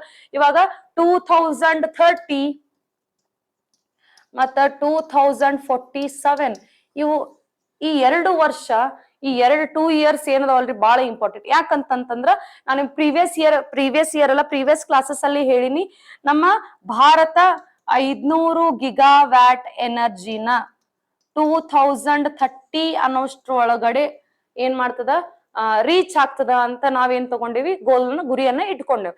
ಇಲ್ಲಿವರೆಗೂ ಎಷ್ಟ್ ರೀಚ್ ಆಗ್ಯದಪ್ಪ ಅಂತಂದ್ರ 275 ಗಿಗಾವ್ಯಾಟ್ ಆಫ್ ಎನರ್ಜಿ ಇಲ್ಲಿವರೆಗೂ ನಾವ್ ಏನ್ ಮಾಡೇವ್ ಅಚೀವ್ಮೆಂಟ್ ಮಾಡೇವಿ ಅಂತ ಹೇಳ್ತೀವಿ. 275 ಗಿಗಾವ್ಯಾಟ್ ಆಫ್ ಎನರ್ಜಿ 2026 ತನ ನಾವ್ 275 ಗಿಗಾವ್ಯಾಟ್ ಆಫ್ ಶಕ್ತಿ ಸಂಪನ್ಮೂಲ ಏನ್ ಮಾಡೇವಿ ನಾವು ಅಚೀವ್ಮೆಂಟ್ ಮಾಡೇವಿ. ಅಂದ್ರ 500ಕ್ಕಿನ್ನ ಎಷ್ಟ್ ಅದೇವಿ ಕಮ್ಮಿ ಅದೇವಿ ಅದನ್ನ 2030 ತನ ನಾವ್ ಏನ್ ಮಾಡ್ತೀವಿ ರೀಚ್ ಮಾಡ್ತೀವಿ. ಅದೇ ರೀತಿ ಆರೋಗ್ಯದ ರಿಲೇಟೆಡ್ ಸಂಬಂಧಪಟ್ಟಿದ್ದು ಒಂದಿಷ್ಟು ಗುರಿಗಳದಾವ. ಆರೋಗ್ಯ ರಿಲೇಟೆಡ್ ಅಂದ್ರೆ ಈಗ ಆಲ್ರೆಡಿ ನಮ್ಮ ಭಾರತದಿಂದ ಪೋಲಿಯೋನ ನಿರ್ಮೂಲನೆ ಮಾಡೇವ್, ಮಲೇರಿಯಾನ ನಿರ್ಮೂಲನೆ ಮಾಡೇವಿ. ಅಫ್ಘಾನಿಸ್ತಾನ ಒಳಗಡೆ ಇನ್ನ ಪೋಲಿಯೋ ನಿರ್ಮೂಲನೆ ಆಗಿಲ್ರಿ. ಬಟ್ ಅಫ್ಘಾನಿಸ್ತಾನದಿಂದ ಯಾರಾದ್ರೂ ನಮ್ಮ ಭಾರತಕ್ಕೆ ಬರ್ತಿರ್ಬೇಕಾದ್ರೆ ಅದಕ್ಕ ಎದಕ್ಕ ಮೆಡಿಕಲ್ ಟೆಸ್ಟ್ ಮಾಡ್ತಿರ್ತಾರಪ್ಪ ಅಂತಂದ್ರೆ ನಮ್ಮ ದೇಶದೊಳಗಡೆ ಒಂದಿಷ್ಟು ಡಿಸೀಸಸ್ ನಾವು ಆಲ್ರೆಡಿ ಏನ್ ಮಾಡೇವ್ ನಿರ್ಮೂಲನೆ ಆಗಿ ತೆಗದ್ ಒಕ್ಕಟ್ಟೇವಿ ಅಂತ ಹೇಳ್ತೀವಿ. ನಿರ್ಮೂಲನೆ ಮಾಡೇವಿ ಅಂತ ಅಂದ್ಮೇಲೆ ಮತ್ತೆ ಹೊಳ್ಳಿ ಆ ಡಿಸೀಸ್ ನಮ್ಮ ಇಂಡಿಯಾಕ್ಕ ಬರೋದು ಬಹಳ ಡೇಂಜರ್ ಅಂತ ನಾವ್ ಹೇಳ್ತೀವಿ. ಯಾಕಂದ್ರೆ ನಮ್ದು ಏನೈತಿ ಹ್ಯೂಜ್ ಪಾಪ್ಯುಲೇಷನ್ ಐತಿ, ವಾಸ್ಟ್ ಡೈವರ್ಸಿಟಿ ಐತಿ. ಹೌದಾ, ವಾಸ್ಟ್ ಡೈವರ್ಸಿಟಿ ಐತಿ, ಹ್ಯೂಜ್ ಪಾಪ್ಯುಲೇಷನ್ ಐತಿ. ಒಂದ್ಸತಿ ಡಿಸೀಸ್ ಬಂತಂದ್ರೆ ಕಂಟ್ರೋಲ್ ಮಾಡೋದು ತುಂಬಾ ಕಷ್ಟ. ನೋಡಿರಿ ಕೋವಿಡ್ ಟೈಮ್ ಒಳಗಡೆ ಆಲ್ರೆಡಿ ಕೋವಿಡ್ ಬಂದಾಗ ಎಷ್ಟೋ ಜನಕ್ರಿ ಹಾಸ್ಪಿಟಲ್ ವ್ಯವಸ್ಥೆ ಸಿಕ್ಕಿದ್ರು, ಎಷ್ಟೋ ಜನಕ್ಕೆ ಆಕ್ಸಿಜನ್ ಸಿಲಿಂಡರ್ ಸಿಗದೇ ಇರೋದಕ್ಕೆ ಏನ್ ಹೇಳಿದ್ರು ಎಷ್ಟೋ ಜನ ಸತ್ತೋದ್ರು. ಅದಕ್ಕ ಆಕ್ಸಿಜನ್ ಸಿಲಿಂಡರ್ ಅನ್ನೋದು ಕಾನ್ಸೆಪ್ಟ್ ಅಲ್ಲಿ ಏನ್ ಬತ್ತು, ರೆಸ್ಪಾನ್ಸಿಬಲ್ ಕನ್ಸಂಪ್ಷನ್ ಅಂಡ್ ಪ್ರೊಡಕ್ಷನ್ ಅನ್ನೋ ಒಂದು ಗೋಲ್ ನ ತಂದ್ರು. ಯಾವುದೇ ಒಂದು ವಸ್ತು ನಾವ್ ಏನ್ ಮಾಡ್ತೀವಿ ಜವಾಬ್ದಾರಿಯುತವಾಗಿ ನಾವು ಅದನ್ನ ಬಳಕೆ ಮಾಡ್ಬೇಕು. ಅದೇ ರೀತಿ ಜವಾಬ್ದಾರಿಯುತವಾಗಿ ನಾವು ಅದನ್ನ ಏನ್ ಮಾಡ್ಬೇಕು ಉತ್ಪಾದನೆ ಮಾಡ್ಬೇಕು ಅಂತ ಹೇಳ್ತೀವಿ. ಉತ್ಪಾದನೆ ಮಾಡ್ಬೇಕು ಅಂತ ಎಷ್ಟೋ ರಿಚ್ ಇದ್ದವ್ರು ಏನ್ ಮಾಡಿದ್ರು ಆಕ್ಸಿಜನ್ ಸಿಲಿಂಡರ್ ಖರೀದಿ ಮಾಡ್ಕೊಂಡ್ರು. ಬಟ್ ಎಲ್ಲರಿಗೂ ಖರೀದಿ ಮಾಡಕ್ ಆಗ್ಲಿಲ್ಲ ಅಂತಂದಾಗ ಅಲ್ಲಿ ಮತ್ತೆ ಇನ್ನೊಂದು ಗೋಲ್ ನ ಗುರಿ ಏನಂತಂದ್ರು ಅಫೋರ್ಡೆಬಲ್ ಕ್ಲೀನ್ ಎನರ್ಜಿ ಅಂತ, ಕೈಗಟಕುವ ಶುದ್ಧ ಇಂಧನ ಅಂತ ಇನ್ನೊಂದು ಗುರಿ ಏನಂತಂದ್ರು. ಅಂದ್ರೆ ಇಲ್ಲಿ ನಮ್ಮ ದೇಶದಲ್ಲೂ ಶುದ್ಧ ಇಂಧನ ಐತಿ, ಬಟ್ ಅದು ಎಲ್ಲರಿಗೂ ಸಿಗ್ಲಿಕ್ಕೆ ಇಲ್ಲ, ಎಷ್ಟೋ ಜನಕ್ಕೆ ಸಿಗಾಕತ್ತಿಲ್ಲ.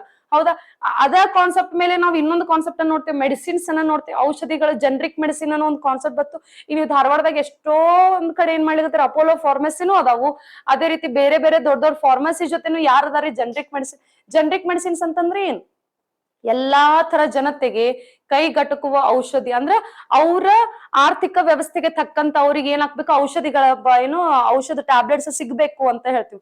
ಅಂದ್ರೆ ಎಲ್ಲಾ ಬಡವ್ರು ಇರ್ಲಿ, ಮಧ್ಯವರ್ಗದವರು ಇರ್ಲಿ, ಯಾರೇ ಇರ್ಲಿ ಅವ್ರಿಗೂ ಏನಾಗ್ಬೇಕು ಔಷಧಿಗಳನ್ನ ಕಡಿಮೆ ರೇಟಿನ ಅಂದ್ರೆ MRP ಪ್ರೈಸ್ ಎಷ್ಟೈತಲ್ಲ ಅಷ್ಟಾಗೆ ಸಿಗ್ಬೇಕು. ನೀವ್ ಹೋಗ್ರಿ ಬೇರೆ ಬೇರೆ ಫಾರ್ಮಸಿ ಒಳಗಡೆ ಹೋಗ್ರಿ, MRP ಪ್ರೈಸ್ ಸಂಬಂಧ GST ಅದು ಇದು ಅಂತ ಏನೇನೋ 108 ಆಡ್ ಮಾಡಿ ಕೊಟ್ಟಿರ್ತಾರೆ, 108 ಆಡ್ ಮಾಡಿ ಕೊಟ್ಟಿರ್ತಾರೆ. ಅಂದ್ರೆ ಎಲ್ಲಾರು ಅಫೋರ್ಡೆಬಲ್ ಇರ್ಬೇಕಲ್ಲ, ಎಲ್ಲರಿಗೂ ಸಿಗ್ಬೇಕಲ್ಲ ಅಂತೇಳಿ ಅಫೋರ್ಡೆಬಲ್ ಕ್ಲೀನ್ ಎನರ್ಜಿ ಅಂತ ಒಂದು ಕಾನ್ಸೆಪ್ಟ್ ನ ತಂದ್, ಕೈಗಟಕುವ ಶುದ್ಧ ಇಂಧನ ಅಂತೇಳಿ ಒಂದು ಕಾನ್ಸೆಪ್ಟ್ ನ ತಂದ್. ಯಾಕಂದ್ರೆ ಕೋವಿಡ್ ಟೈಮ್ ಒಳಗಡೆ ಎಷ್ಟೋ ಜನಕ್ಕೆ ಆಕ್ಸಿಜನ್ ಸಿಲಿಂಡರ್ ಸಿಗ್ಲಿಲ್ಲ, ಇದ್ರೂ ಸಿಗ್ಲಿಲ್ಲ. ಯಾಕ ಅವ್ರಿಗೆ ಅದನ್ನ ತಗೊಳ್ಳೋಷ್ಟು ಕೆಪಾಸಿಟಿ ಇಲ್ಲ ಅಂತ ಹೇಳಿ, ತಗೊಳ್ಳೋಷ್ಟು ಕೆಪಾಸಿಟಿ ಇಲ್ಲ ಅನ್ನೋದಕ್ಕೆ ಕಾರಣ ಏನು, ಅದ್ರ ರೇಟ್ ಫಿಕ್ಸ್ ಮಾಡಿದ್ರು ಯಾರು, ನಾವು ಸರ್ಕಾರದವ್ರಿ, ನಾವು ಗೌರ್ಮೆಂಟ್, ನಾವು ಜನತೆನೆ ಫಿಕ್ಸ್ ಮಾಡಿವಲ್ಲ ಅದ್ರ ರೇಟ್. ಅಂತಂದ್ರೆ ಇಲ್ಲೇನೆ ಅದ್ರ ರೇಟ್ ಅನ್ನ ಅದ್ರ MRP ಪ್ರೈಸ್ ಅನ್ನ ನಾವ್ ಎಲ್ಲರಿಗೂ ಸಿಗೋ ಹಂಗ ನಾವ್ ಏನ್ ಮಾಡ್ಬೇಕು ಫಿಕ್ಸ್ ಮಾಡ್ಬೇಕು ಅಂತ ಹೇಳ್ತೀವಿ. ಎಲ್ಲರಿಗೂ ಸಿಗೋ ಹಂಗ ಫಿಕ್ಸ್ ಮಾಡ್ಬೇಕು ಅಂತ ಹೇಳ್ತೀವಿ. Right, okay. ಸೊ ಇಲ್ಲಿ ಆರೋಗ್ಯಕ್ಕೆ ಸಂಬಂಧಪಟ್ಟಂಗ ಒಂದಿಷ್ಟು ಏನದು ಹಾಮಿಗಳನ್ನ ತಗೊಂಡ್ರ ಅಂತ ಹೇಳ್ತೀವಿ. 2030 ಅನ್ನೋಷ್ಟ್ರೊಳಗಡೆ ನಾವ್ ಏನ್ ನಿರ್ಮೂಲನೆ ಮಾಡ್ತೀವಿ, ಏನ್ ಗೋಲ್ಸ್ ಮಾಡ್ತೀವಿ, ಸ್ವಲ್ಪ ಹೋಗಿ ಡಿಸೀಸಸ್ ರಿಲೇಟೆಡ್ ನೋಡ್ಕೋರಿ ಅಂತ ಹೇಳ್ತೀವಿ. ಓಕೆ, ಡಿಸೀಸಸ್ ರಿಲೇಟೆಡ್ ನೋಡ್ಕೋರಿ ಅಂತ ಹೇಳ್ತೀವಿ. Right, okay. So diseases related ಏನೇನ್ ಅದಾವು ನೋಡ್ಕೋರಿ. ಡಿಸೀಸಸ್ ಯಾವ ಡಿಸೀಸ್ ನಾವು ನಿರ್ಮೂಲನೆ ಮಾಡೀವಿ, ಆಲ್ರೆಡಿ ನಮ್ಮ ಭಾರತದಿಂದ ಯಾವ ರೋಗಗಳನ್ನ ನಾವು ತೊಲಗಿಸಿದೇವಿ, ಇನ್ನ 2030 ತನ ಯಾವ್ದನ್ನ ನಾವು ತೊಲಗಿಸೋ ಸಂಬಂಧ ಅದೇವಿ ಅನ್ನೋದನ್ನ ಸ್ವಲ್ಪ ನೋಡ್ಕೋರಿ. ರೈಟ್, ಅದೇ ರೀತಿ ಇಲ್ಲಿ ಡಿಸೀಸಸ್ ಅಂತ ಬಂತಂದ್ರ ಇಲ್ಲಿ ಇನ್ನೊಂದು ಕಾನ್ಸೆಪ್ಟ್ ಬರ್ತದ್ರಿ. ಯಾಕೆ ನಾವು ಆಲ್ರೆಡಿ ನಿಮಗೊಂದು ಕಾರ್ಡಿಯಾಕ್ ಅರೆಸ್ಟ್ ಅನ್ನೋದು ರಿಲೇಟೆಡ್ ಒಂದು ನಾನು ನಿಮ್ಗೆ ಕಾನ್ಸೆಪ್ಟ್ ಹೇಳಿದ್ನಲ್ಲ, ಅಲ್ಲೇ ಬರ್ತೀನಿ ಒಂದ್ ಸ್ವಲ್ಪ. ಯಾಕೆ ಜಾಸ್ತಿ ಯುವ ಜನತೆಯಲ್ಲಿ ಗಂಡು ಹುಡುಗರಿಗೆ ಕಾರ್ಡಿಯಾಕ್ ಅರೆಸ್ಟ್ ಜಾಸ್ತಿ ಯಾಕಾಗ್ತದೆ, ಹೆಣ್ಣಿಗೆ ಫಿಮೇಲ್ ಕಂಪೇರ್ ಮಾಡೋದ್ರಿಂದ ಮೇಲಿಗೆ ಜಾಸ್ತಿ ಕಾರ್ಡಿಯಾಕ್ ಅರೆಸ್ಟ್ ಯಾಕೆ ಆಗ್ತದ ಅನ್ನೋದೊಂದು ಕಾನ್ಸೆಪ್ಟ್. ಇಲ್ಲಿ ಫಸ್ಟ್ ಒಂದು ಅಡಾಲಸೆನ್ಸ್ ಅನ್ನೋ ಒಂದು ಟಾಪಿಕ್ ಬರ್ತದೆ.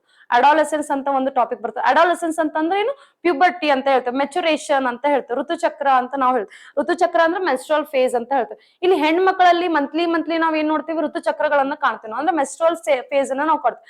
ಅಂದ್ರೆ ಇವ್ರಲ್ಲಿ ಏನೈತಿ, ಹೊಸ ಹಳೆ ರಕ್ತ ಹೋಗಿ ಹೊಸ ರಕ್ತ ಇಲ್ಲಿ ಏನಾಗ್ಲಿರ್ತದ ಅವ್ರ ಶರೀರದಲ್ಲಿ ಉತ್ಪಾದನೆ ಆಗುತ್ತೆ. ಬಟ್ ಮೇಲ್ಸ್ ಎಲ್ಲಿ ಫಿಮೇಲ್ಸ್ ಒಳಗಡೆ, ಬಟ್ ಮೇಲ್ಸ್ ಒಳಗಡೆ ಹೌದಾ, ಮೇಲ್ಸ್ ಒಳಗಡೆ ಆ ಕಾನ್ಸೆಪ್ಟ್ ಇಲ್ಲ. ಆ ಕಾನ್ಸೆಪ್ಟ್ ಇಲ್ಲ ಅಂದಾಗ ನಿಮ್ಮ ಶರೀರದ ಒಳಗಡೆ ಹಳೆ ರಕ್ತ ಹೋಗ್ಬೇಕು, ಹೊಸ ರಕ್ತ, ಶುದ್ಧ ರಕ್ತ ನಿಮ್ಮಲ್ಲಿ ಜನರೇಟ್ ಆಗ್ಬೇಕಪ್ಪ ಅಂತಂದ್ರೆ ಪ್ಲೀಸ್ ನಾನು ನಿಮ್ಗೆ ಹೇಳ್ತೀನಿ ಎಲ್ಲರಿಗೂ, ಇದನ್ನ ನೀವ್ ಯಾವ ತರ ತಗೊಂತೀರ ಅನ್ನೋದು ನಿಮಗ್ ಬಿಟ್ಟಿದ್ದು, ಪಾಸಿಟಿವ್ ಆಗೇ ತಗೋರಿ ಅಂತ ನಾನು ಹೇಳ್ತೀನಿ.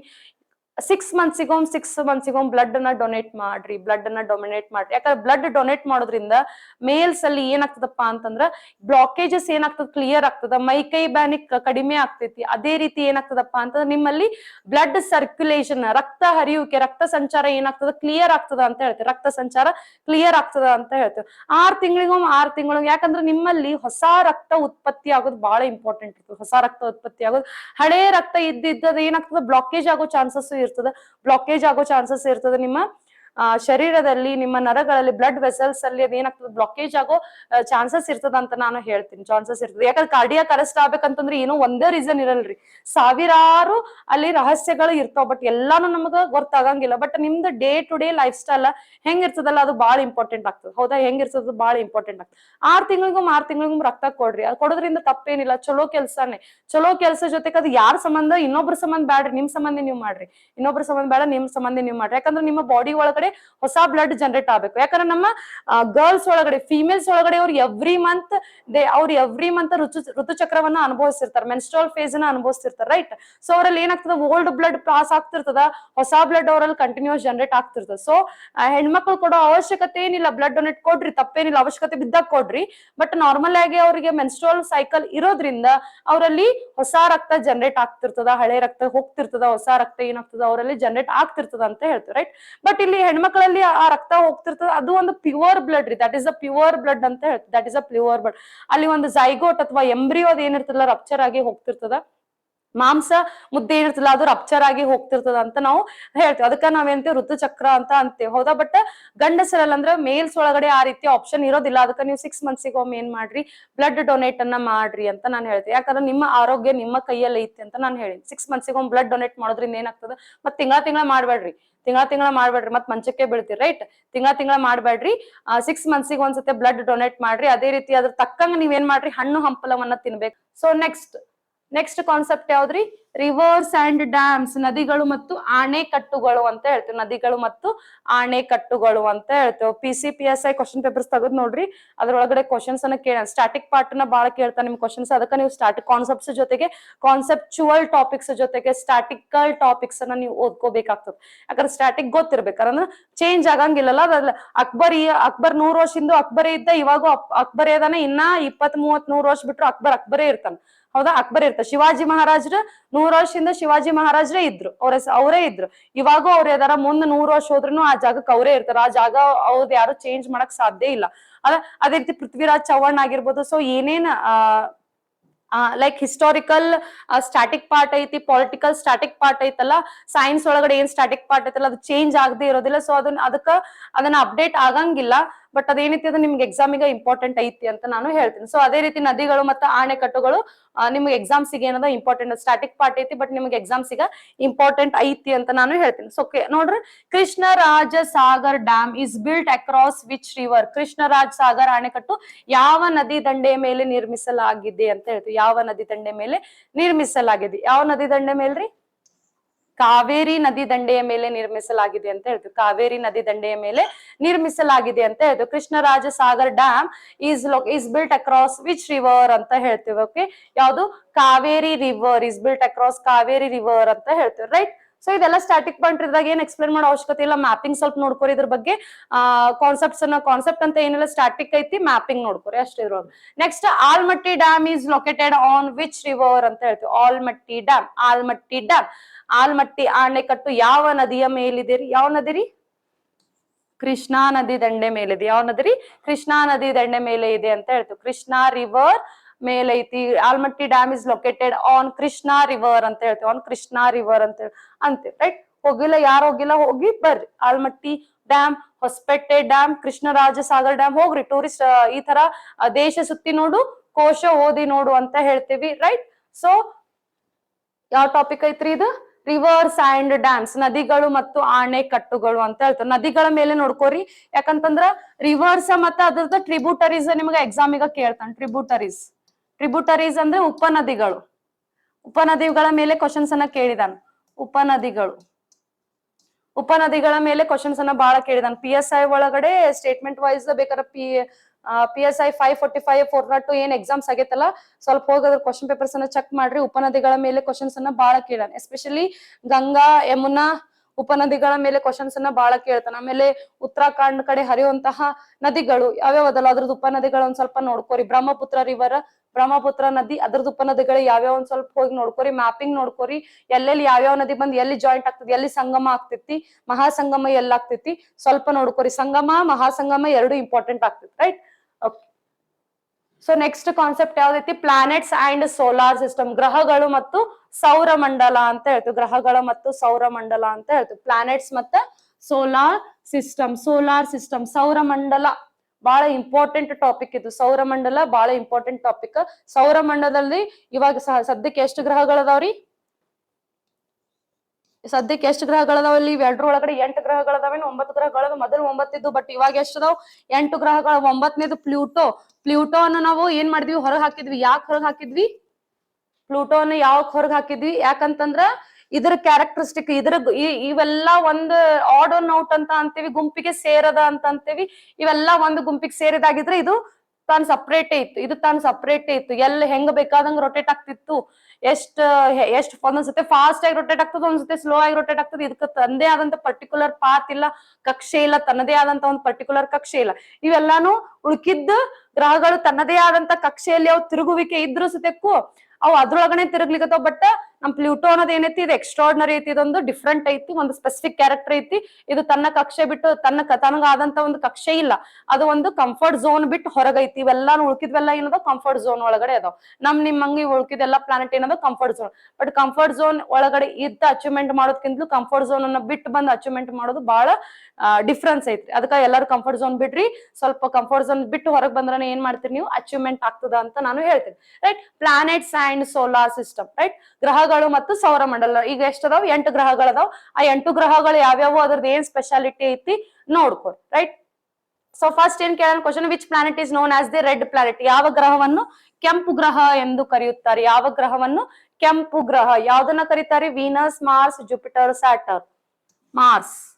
ಮಾರ್ಸ್ ಅನ್ನ ಏನಂತ ಕರಿತೀವಿ ನಾವು? ಕೆಂಪು ಗ್ರಹ ಅಂತ ಕರಿತೀವಿ. ಕೆಂಪು ಗ್ರಹ ಅಂತ ಕರಿತೀವಿ, ರೈಟ್? ಕೆಂಪು ಗ್ರಹ ಅಂತ ಕರಿತೀವಿ. Next, largest planet in the solar system, ಸೌರ ಮಂಡಲದ ಅತಿ ದೊಡ್ಡ ಗ್ರಹ ಯಾವುದು ಅಂತ ಕೇಳ್ತೀವಿ. ಇಲ್ಲಿ ಕೆಂಪು ಗ್ರಹ ಯಾಕಪ್ಪ ಅಂತಂದ್ರೆ ಇಲ್ಲಿ ಐರನ್ ಕಂಟೆಂಟ್ ಜಾಸ್ತಿ ಕಂಡೈತಿ. ಇಲ್ಲಿ ನಮಗ ಐರನ್ ಕಂಟೆಂಟ್ ಜಾಸ್ತಿ ಐತಿ ಅಂತ ಹೇಳ್ತೀವಿ. ಐರನ್ ಕಂಟೆಂಟ್ ಜಾಸ್ತಿ ಇರೋದ್ರಿಂದ ನಮ್ಗೆ ಅದೇನೈತಿ? ಕೆಂಪು ಗ್ರಹ ಅಂತ ಕಂಡೈತಿ ಅಂತ ಹೇಳ್ತೀವಿ. ರೆಡ್ ಸಾಯಿಲ್, ಅಲ್ಲಿಂದ ರೆಡ್ ಸಾಯಿಲ್ ತಂದು ನಾವು ಆ ಸಾಯಿಲ್ ಅನ್ನ ಪರೀಕ್ಷೆ ಮಾಡಿದಾಗ ಆ ಸಾಯಿಲ್, ಆ ಮಣ್ಣಿನ ಒಳಗಡೆ ನಾವು ಐರನ್ ಕಂಟೆಂಟ್ ಅನ್ನ ಜಾಸ್ತಿ ನೋಡ್ತೀವಿ. ಈ ಐರನ್ ಅನ್ನೋದೊಂದು ಮಿನರಲ್, ಖನಿಜಗಳು ಅಂತ ಅಂತೀವಿ. ಮಿನರಲ್, ಖನಿಜಗಳು ಅಂತ ಅಂತೀವಿ. ಮೈಕ್ರೋ ನ್ಯೂಟ್ರಿಯೆಂಟ್ಸ್, ಮ್ಯಾಕ್ರೋ ನ್ಯೂಟ್ರಿಯೆಂಟ್ಸ್ ಅಂತ ಬರ್ತದೆ. ಹೌದಾ? ಮೈಕ್ರೋ, ಮ್ಯಾಕ್ರೋ, ಇದೊಂದು ಮ್ಯಾಕ್ರೋ ನ್ಯೂಟ್ರಿಯೆಂಟ್ ಅಂತ ಹೇಳ್ತೀವಿ. ಮ್ಯಾಕ್ರೋ ನ್ಯೂಟ್ರಿಯೆಂಟ್ಸ್ ಅಂತ ಹೇಳ್ತೀವಿ. ಮ್ಯಾಕ್ರೋ ನ್ಯೂಟ್ರಿಯೆಂಟ್ಸ್ ಅಂತ ಹೇಳ್ತೀವಿ, ರೈಟ್? ಹೌದಾ? ಸಣ್ಣದ್ರಲ್ಲೇ ಒಂದ್ ಸ್ವಲ್ಪ ಜಾಸ್ತಿ ಇರುವಂತಹ ಅಂದ್ರೆ ಖನಿಜಗಳು ನಮ್ಮ ಶರೀರಕ್ಕೆ ಬೇಕು, ಬಟ್ ಅತಿ ಸಣ್ಣ ಪ್ರಮಾಣದಲ್ಲಿ ನಮಗೆ ಶರೀರಕ್ಕೆ ಬೇಕು. ಹೌದಾ? ವೈಟಮಿನ್ಸ್ ಅನ್ನೋದು ಏನೈತಿ ನಮ್ಮ ಶರೀರಕ್ಕೆ ಜಾಸ್ತಿ ಬೇಕು. ವಿಟಮಿನ್ಸ್ ಗಳು ಏನೈತಿ ನಮ್ಮ ಶರೀರಕ್ಕೆ ಜಾಸ್ತಿ ಬೇಕು. ಬಟ್ ಖನಿಜಗಳು ಏನೈತಿ ನಮ್ಮ ಶರೀರಕ್ಕೆ ಅತಿ ಕಡಿಮೆ ಪ್ರಮಾಣದಲ್ಲಿ ಬೇಕು. ಅತಿ ಕಡಿಮೆ ಪ್ರಮಾಣದಲ್ಲಿ ಒಂದ್ ಸ್ವಲ್ಪ ಜಾಸ್ತಿ ಪ್ರಮಾಣ, ಮತ್ತೆ ಅತಿ ಕಡಿಮೆ ಪ್ರಮಾಣ ಮೈಕ್ರೋ ಮತ್ತು ಮ್ಯಾಕ್ರೋ ನ್ಯೂಟ್ರಿಯೆಂಟ್ಸ್ ಅಂತ ಹೇಳ್ತೇವೆ. ಸಣ್ಣ ದೊಡ್ಡ ಪೋಷಕಾಂಶ ಅಂತ ಹೇಳ್ತೇವೆ, ರೈಟ್? ಸಣ್ಣ ದೊಡ್ಡ ಪೋಷಕ. ಬಟ್ ಇವು ಯಾರಿಗ್ ಜಾಸ್ತಿ ಬೇಕಂದ್ರೆ ಗಿಡಗಳಿಗೆ ಜಾಸ್ತಿ ಬೇಕು. ಖನಿಜಗಳು ಯಾರಿಗ್ ಜಾಸ್ತಿ ಬೇಕಪ್ಪ ಅಂದ್ರೆ ಗಿಡಗಳಿಗೆ ಜಾಸ್ತಿ, ಗಿಡಗಳ ಬೆಳಿಲಿಕ್ಕೆ ಜಾಸ್ತಿ ಬೇಕು ಅಂತ ನೋಡ್ತೀವಿ. NPK ಗೊತ್ತಲ್ಲ? NPK ಗೊತ್ತಲ್ಲ, ರೈಟ್? ಈ NPK ಅನ್ನೋ ಒಂದು ಖನಿಜ, ಇವೇನು ಮಿನರಲ್ಸ್, ಇವೇನು ಗಿಡಗಳ ಬೆಳವಣಿಗೆಗೆ ಅತಿ ಮುಖ್ಯವಾದಂತಹ ಖನಿಜಗಳು ಅಂತ ಹೇಳ್ತೀವಿ. ಅತಿ ಮುಖ್ಯವಾದ ಖನಿಜಗಳು ಅಂತ ಹೇಳ್ತೀವಿ, ರೈಟ್? ಸೊ ಯಾವ ಗ್ರಹವನ್ನು ಕೆಂಪು ಗ್ರಹ ಎಂದು ಕರಿತೀವಿ? ಮಾರ್ಸ್ ಅಂತ ಹೇಳ್ತೀವಿ. ಮಾರ್ಸ್ ಅಂತ ಹೇಳ್ತೀವಿ, ರೈಟ್? ಅತಿ ದೊಡ್ಡ ಗ್ರಹ ಯಾವುದು? Which largest planet in our solar system ಯಾವ್ದಪ್ಪ ಅಂತಂದ್ರ ಜುಪಿಟರ್ ಅಂತ ಹೇಳ್ತೀವಿ. ಯಾವ್ದು? ಜುಪಿಟರ್ ಅಂತ ಹೇಳ್ತೀವಿ, ರೈಟ್? ನೆಕ್ಸ್ಟ್ ಏನ್ ಕೇಳ್ತಾನ? ಕಾನ್ಸ್ಟಿಟ್ಯೂಷನ್ ಫಾರ್ಮೇಶನ್, ಸಂವಿಧಾನ ರಚನೆ. ಇಲ್ಲಿ ಇನ್ನೊಂದಿಷ್ಟು ಕಾನ್ಸೆಪ್ಟ್ ಬರ್ತೈತಿ ಪ್ಲಾನೆಟ್ಸ್ ಸೋಲಾರ್ ಸಿಸ್ಟಮ್ ಒಳಗಡೆ.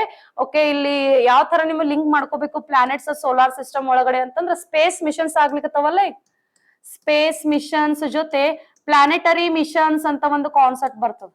ಪ್ಲಾನೆಟರಿ ಮಿಷನ್ಸ್ ಅಂತ ಹೇಳಿ, ಪ್ಲಾನೆಟರಿ ಮಿಷನ್ಸ್ ಅಂತ. ಈಗ ಚಂದ್ರನ ಮೇಲೆ ಅಧ್ಯಯನ ನಡೆಸಿದ್ರು. ಚಂದ್ರ ಮೇಲೆ, ಅದೇ ರೀತಿ ಮಾರ್ಸ್, ವೀನಸ್, ಆಮೇಲೆ ನೆಪ್ಚ್ಯೂನ್, ಯುರೇನಸ್ ಇದ್ರ ಮೇಲೆ ಏನ್ ಮಾಡ್ಯಾರ ಸ್ವಲ್ಪ ಅಧ್ಯಯನ ನಡೆಸ್ಲಿಕ್ಕತ್ರಿ. ಯಾಕಪ್ಪ ಅಂತಂದ್ರೆ ನಮ್ ಅರ್ತ್ ಜೊತೆಗೆ ಬೇರೆ ಬೇರೆ ಯಾವ ಪ್ಲಾನೆಟ್ಸ್ ಮೇಲೆ ಬದುಕುವ ಸಾಧ್ಯತೆ ಐತಿ, ಜೀವಿ ಬದುಕುವ ಸಾಧ್ಯತೆ ಐತಿ ಅಂತ ತಿಳ್ಕೊಳ್ಳೋದ್ರ ಸಂಬಂಧ ಏನ್ ಮಾಡ್ಲಿಕ್ಕತ್ತಾರ, ಬೇರೆ ಬೇರೆ ಗ್ರಹಗಳೆಲ್ಲ ಏನ್ ಮಾಡ್ಲಿಕ್ಕತ್ತಾರ, ಅಧ್ಯಯನ ಮಾಡ್ಲಿಕ್ಕತ್ತಾರ ಅಂತ ಹೇಳ್ತೀವಿ. ಸೊ ಪ್ಲಾನೆಟರಿ ಮಿಷನ್ಸ್ ಅಂತ ಬರ್ತಾವು. ಸೊ ನಿಮಗ ಎಕ್ಸಾಮ್ಸಿಗ ಬಹಳ ಇಂಪಾರ್ಟೆಂಟ್ ಆಗ್ತದೆ. ನಾ ಆಲ್ರೆಡಿ ಒಂದ್ ಚಂದ್ರಯಾನ ಮಿಷನ್ ಬಗ್ಗೆ ಹೇಳ್ತಿರ್ಬೇಕಾದ್ರೆ ಪ್ರೀವಿಯಸ್ ಕ್ಲಾಸಸ್ ಒಳಗಡೆ ಒಂದಿಷ್ಟು ಪ್ಲಾನೆಟ್ಸ್ ಬಗ್ಗೆ ಹೇಳಿದೀನಿ. ಸ್ವಲ್ಪ ಹೋಗಿ ಆ ಪ್ರೀವಿಯಸ್ ಕ್ಲಾಸಸ್ ಅನ್ನ ಸ್ವಲ್ಪ ಹೋಗಿ ನೋಡ್ಕೋರಿ. ರೈಟ್, ಪ್ಲಾನೆಟರಿ ಮಿಷನ್ಸ್ ಬಹಳ ಇಂಪಾರ್ಟೆಂಟ್ ಆಗ್ತಾವ ನಿಮ್ಗೆ ಎಕ್ಸಾಮಿಗೆ. ಅರ್ಥ ಆಯ್ತಲ್ಲ? ಸೊ ನೆಕ್ಸ್ಟ್ ಏನೈತಿ, ಕಾನ್ಸ್ಟಿಟ್ಯೂಷನ್ ಫಾರ್ಮೇಶನ್, ಸಂವಿಧಾನ ರಚನೆ ಅಂತ ಹೇಳ್ತೀವಿ. ಕಾನ್ಸ್ಟಿಟ್ಯೂಷನ್ ಫಾರ್ಮೇಶನ್ ಅಂತ ಹೇಳ್ತೀವಿ. Indian constitution came into force on, ಭಾರತದ ಸಂವಿಧಾನ ಜಾರಿಗೆ ಬಂದ ದಿನ ಯಾವುದು? ಯಾವ್ದ್ರಿ? ಭಾರತದ ಸಂವಿಧಾನ ಜಾರಿಗೆ ಬಂದ ದಿನ 26 ನವೆಂಬರ್ 1949. ಭಾರತ ಸಂವಿಧಾನ, ಕಾನ್ಸ್ಟಿಟ್ಯೂಷನ್ ಫಾರ್ಮೇಶನ್, ಸಂವಿಧಾನ ರಚನೆ, ಇದು ಬಹಳ ಹ್ಯೂಜ್ ಟಾಪಿಕ್ ರೀ. ಹ್ಯೂಜ್ ಟಾಪಿಕ್ ಐತಿ, ಬಹಳ ಇಂಪಾರ್ಟೆಂಟ್ ಟಾಪಿಕ್ ಐತಿ ಅಂತ ಹೇಳ್ತೀನಿ. ಬಹಳ ಇಂಪಾರ್ಟೆಂಟ್ ಟಾಪಿಕ್ ಐತಿ, ಹ್ಯೂಜ್ ಟಾಪಿಕ್ ಐತಿ. ಇದ್ರ ಮೇಲೆ ಬಹಳ ಕ್ವಶನ್ಸ್ ಅರೈಸ್ ಆಗ್ಯಾವ. ಸ್ವಲ್ಪ ನಿಮ್ಮ ಪ್ರಿಯಾಂಬಲ್ ಪೀಠಿಕೆ ಬಗ್ಗೆ ಒಂದ್ ಸ್ವಲ್ಪ ನೋಡ್ಕೋರಿ. ಪ್ರಿಯಾಂಬಲ್ ಮೇಲೆ ಕ್ವಶನ್ಸ್ ಅನ್ನ ಬಹಳ ತೆಗ್ದಿದಾನ. ಓಕೆ, ಪ್ರಿಯಾಂಬಲ್ ಮೇಲೆ ಕ್ವಶನ್ಸ್ ಅನ್ನ ತೆಗ್ದಿನ, ಪೀಠಿಕೆ ಸ್ವಲ್ಪ ನೋಡ್ಕೋರಿ. ಸೊ ಭಾರತ ಸಂವಿಧಾನ ಜಾರಿಗೆ ಬಂದ ದಿನ ಯಾವ್ದ್ರಿ? 26 ನವೆಂಬರ್ 1949 ಅಂತ ಹೇಳ್ತೀವಿ. 26 ನವೆಂಬರ್ 1949.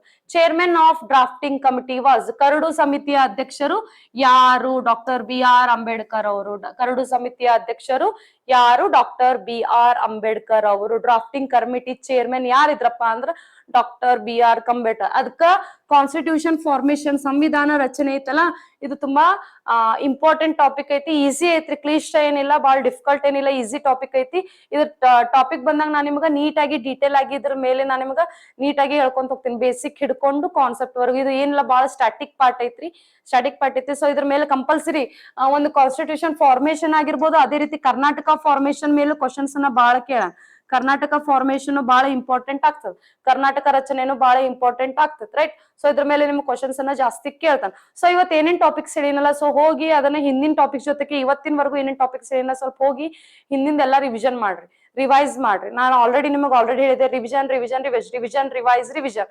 ಈ ಒಂದು ಮಂತ್ರವನ್ನು ದಯಮಾಡಿ ಎಲ್ರು ನೆನ್ಪಿಟ್ಕೊರಿ. ಈ ಮಂತ್ರವನ್ನು ದಯಮಾಡಿ ನೆನ್ಪಿಟ್ಕೊಡ್ರಿ.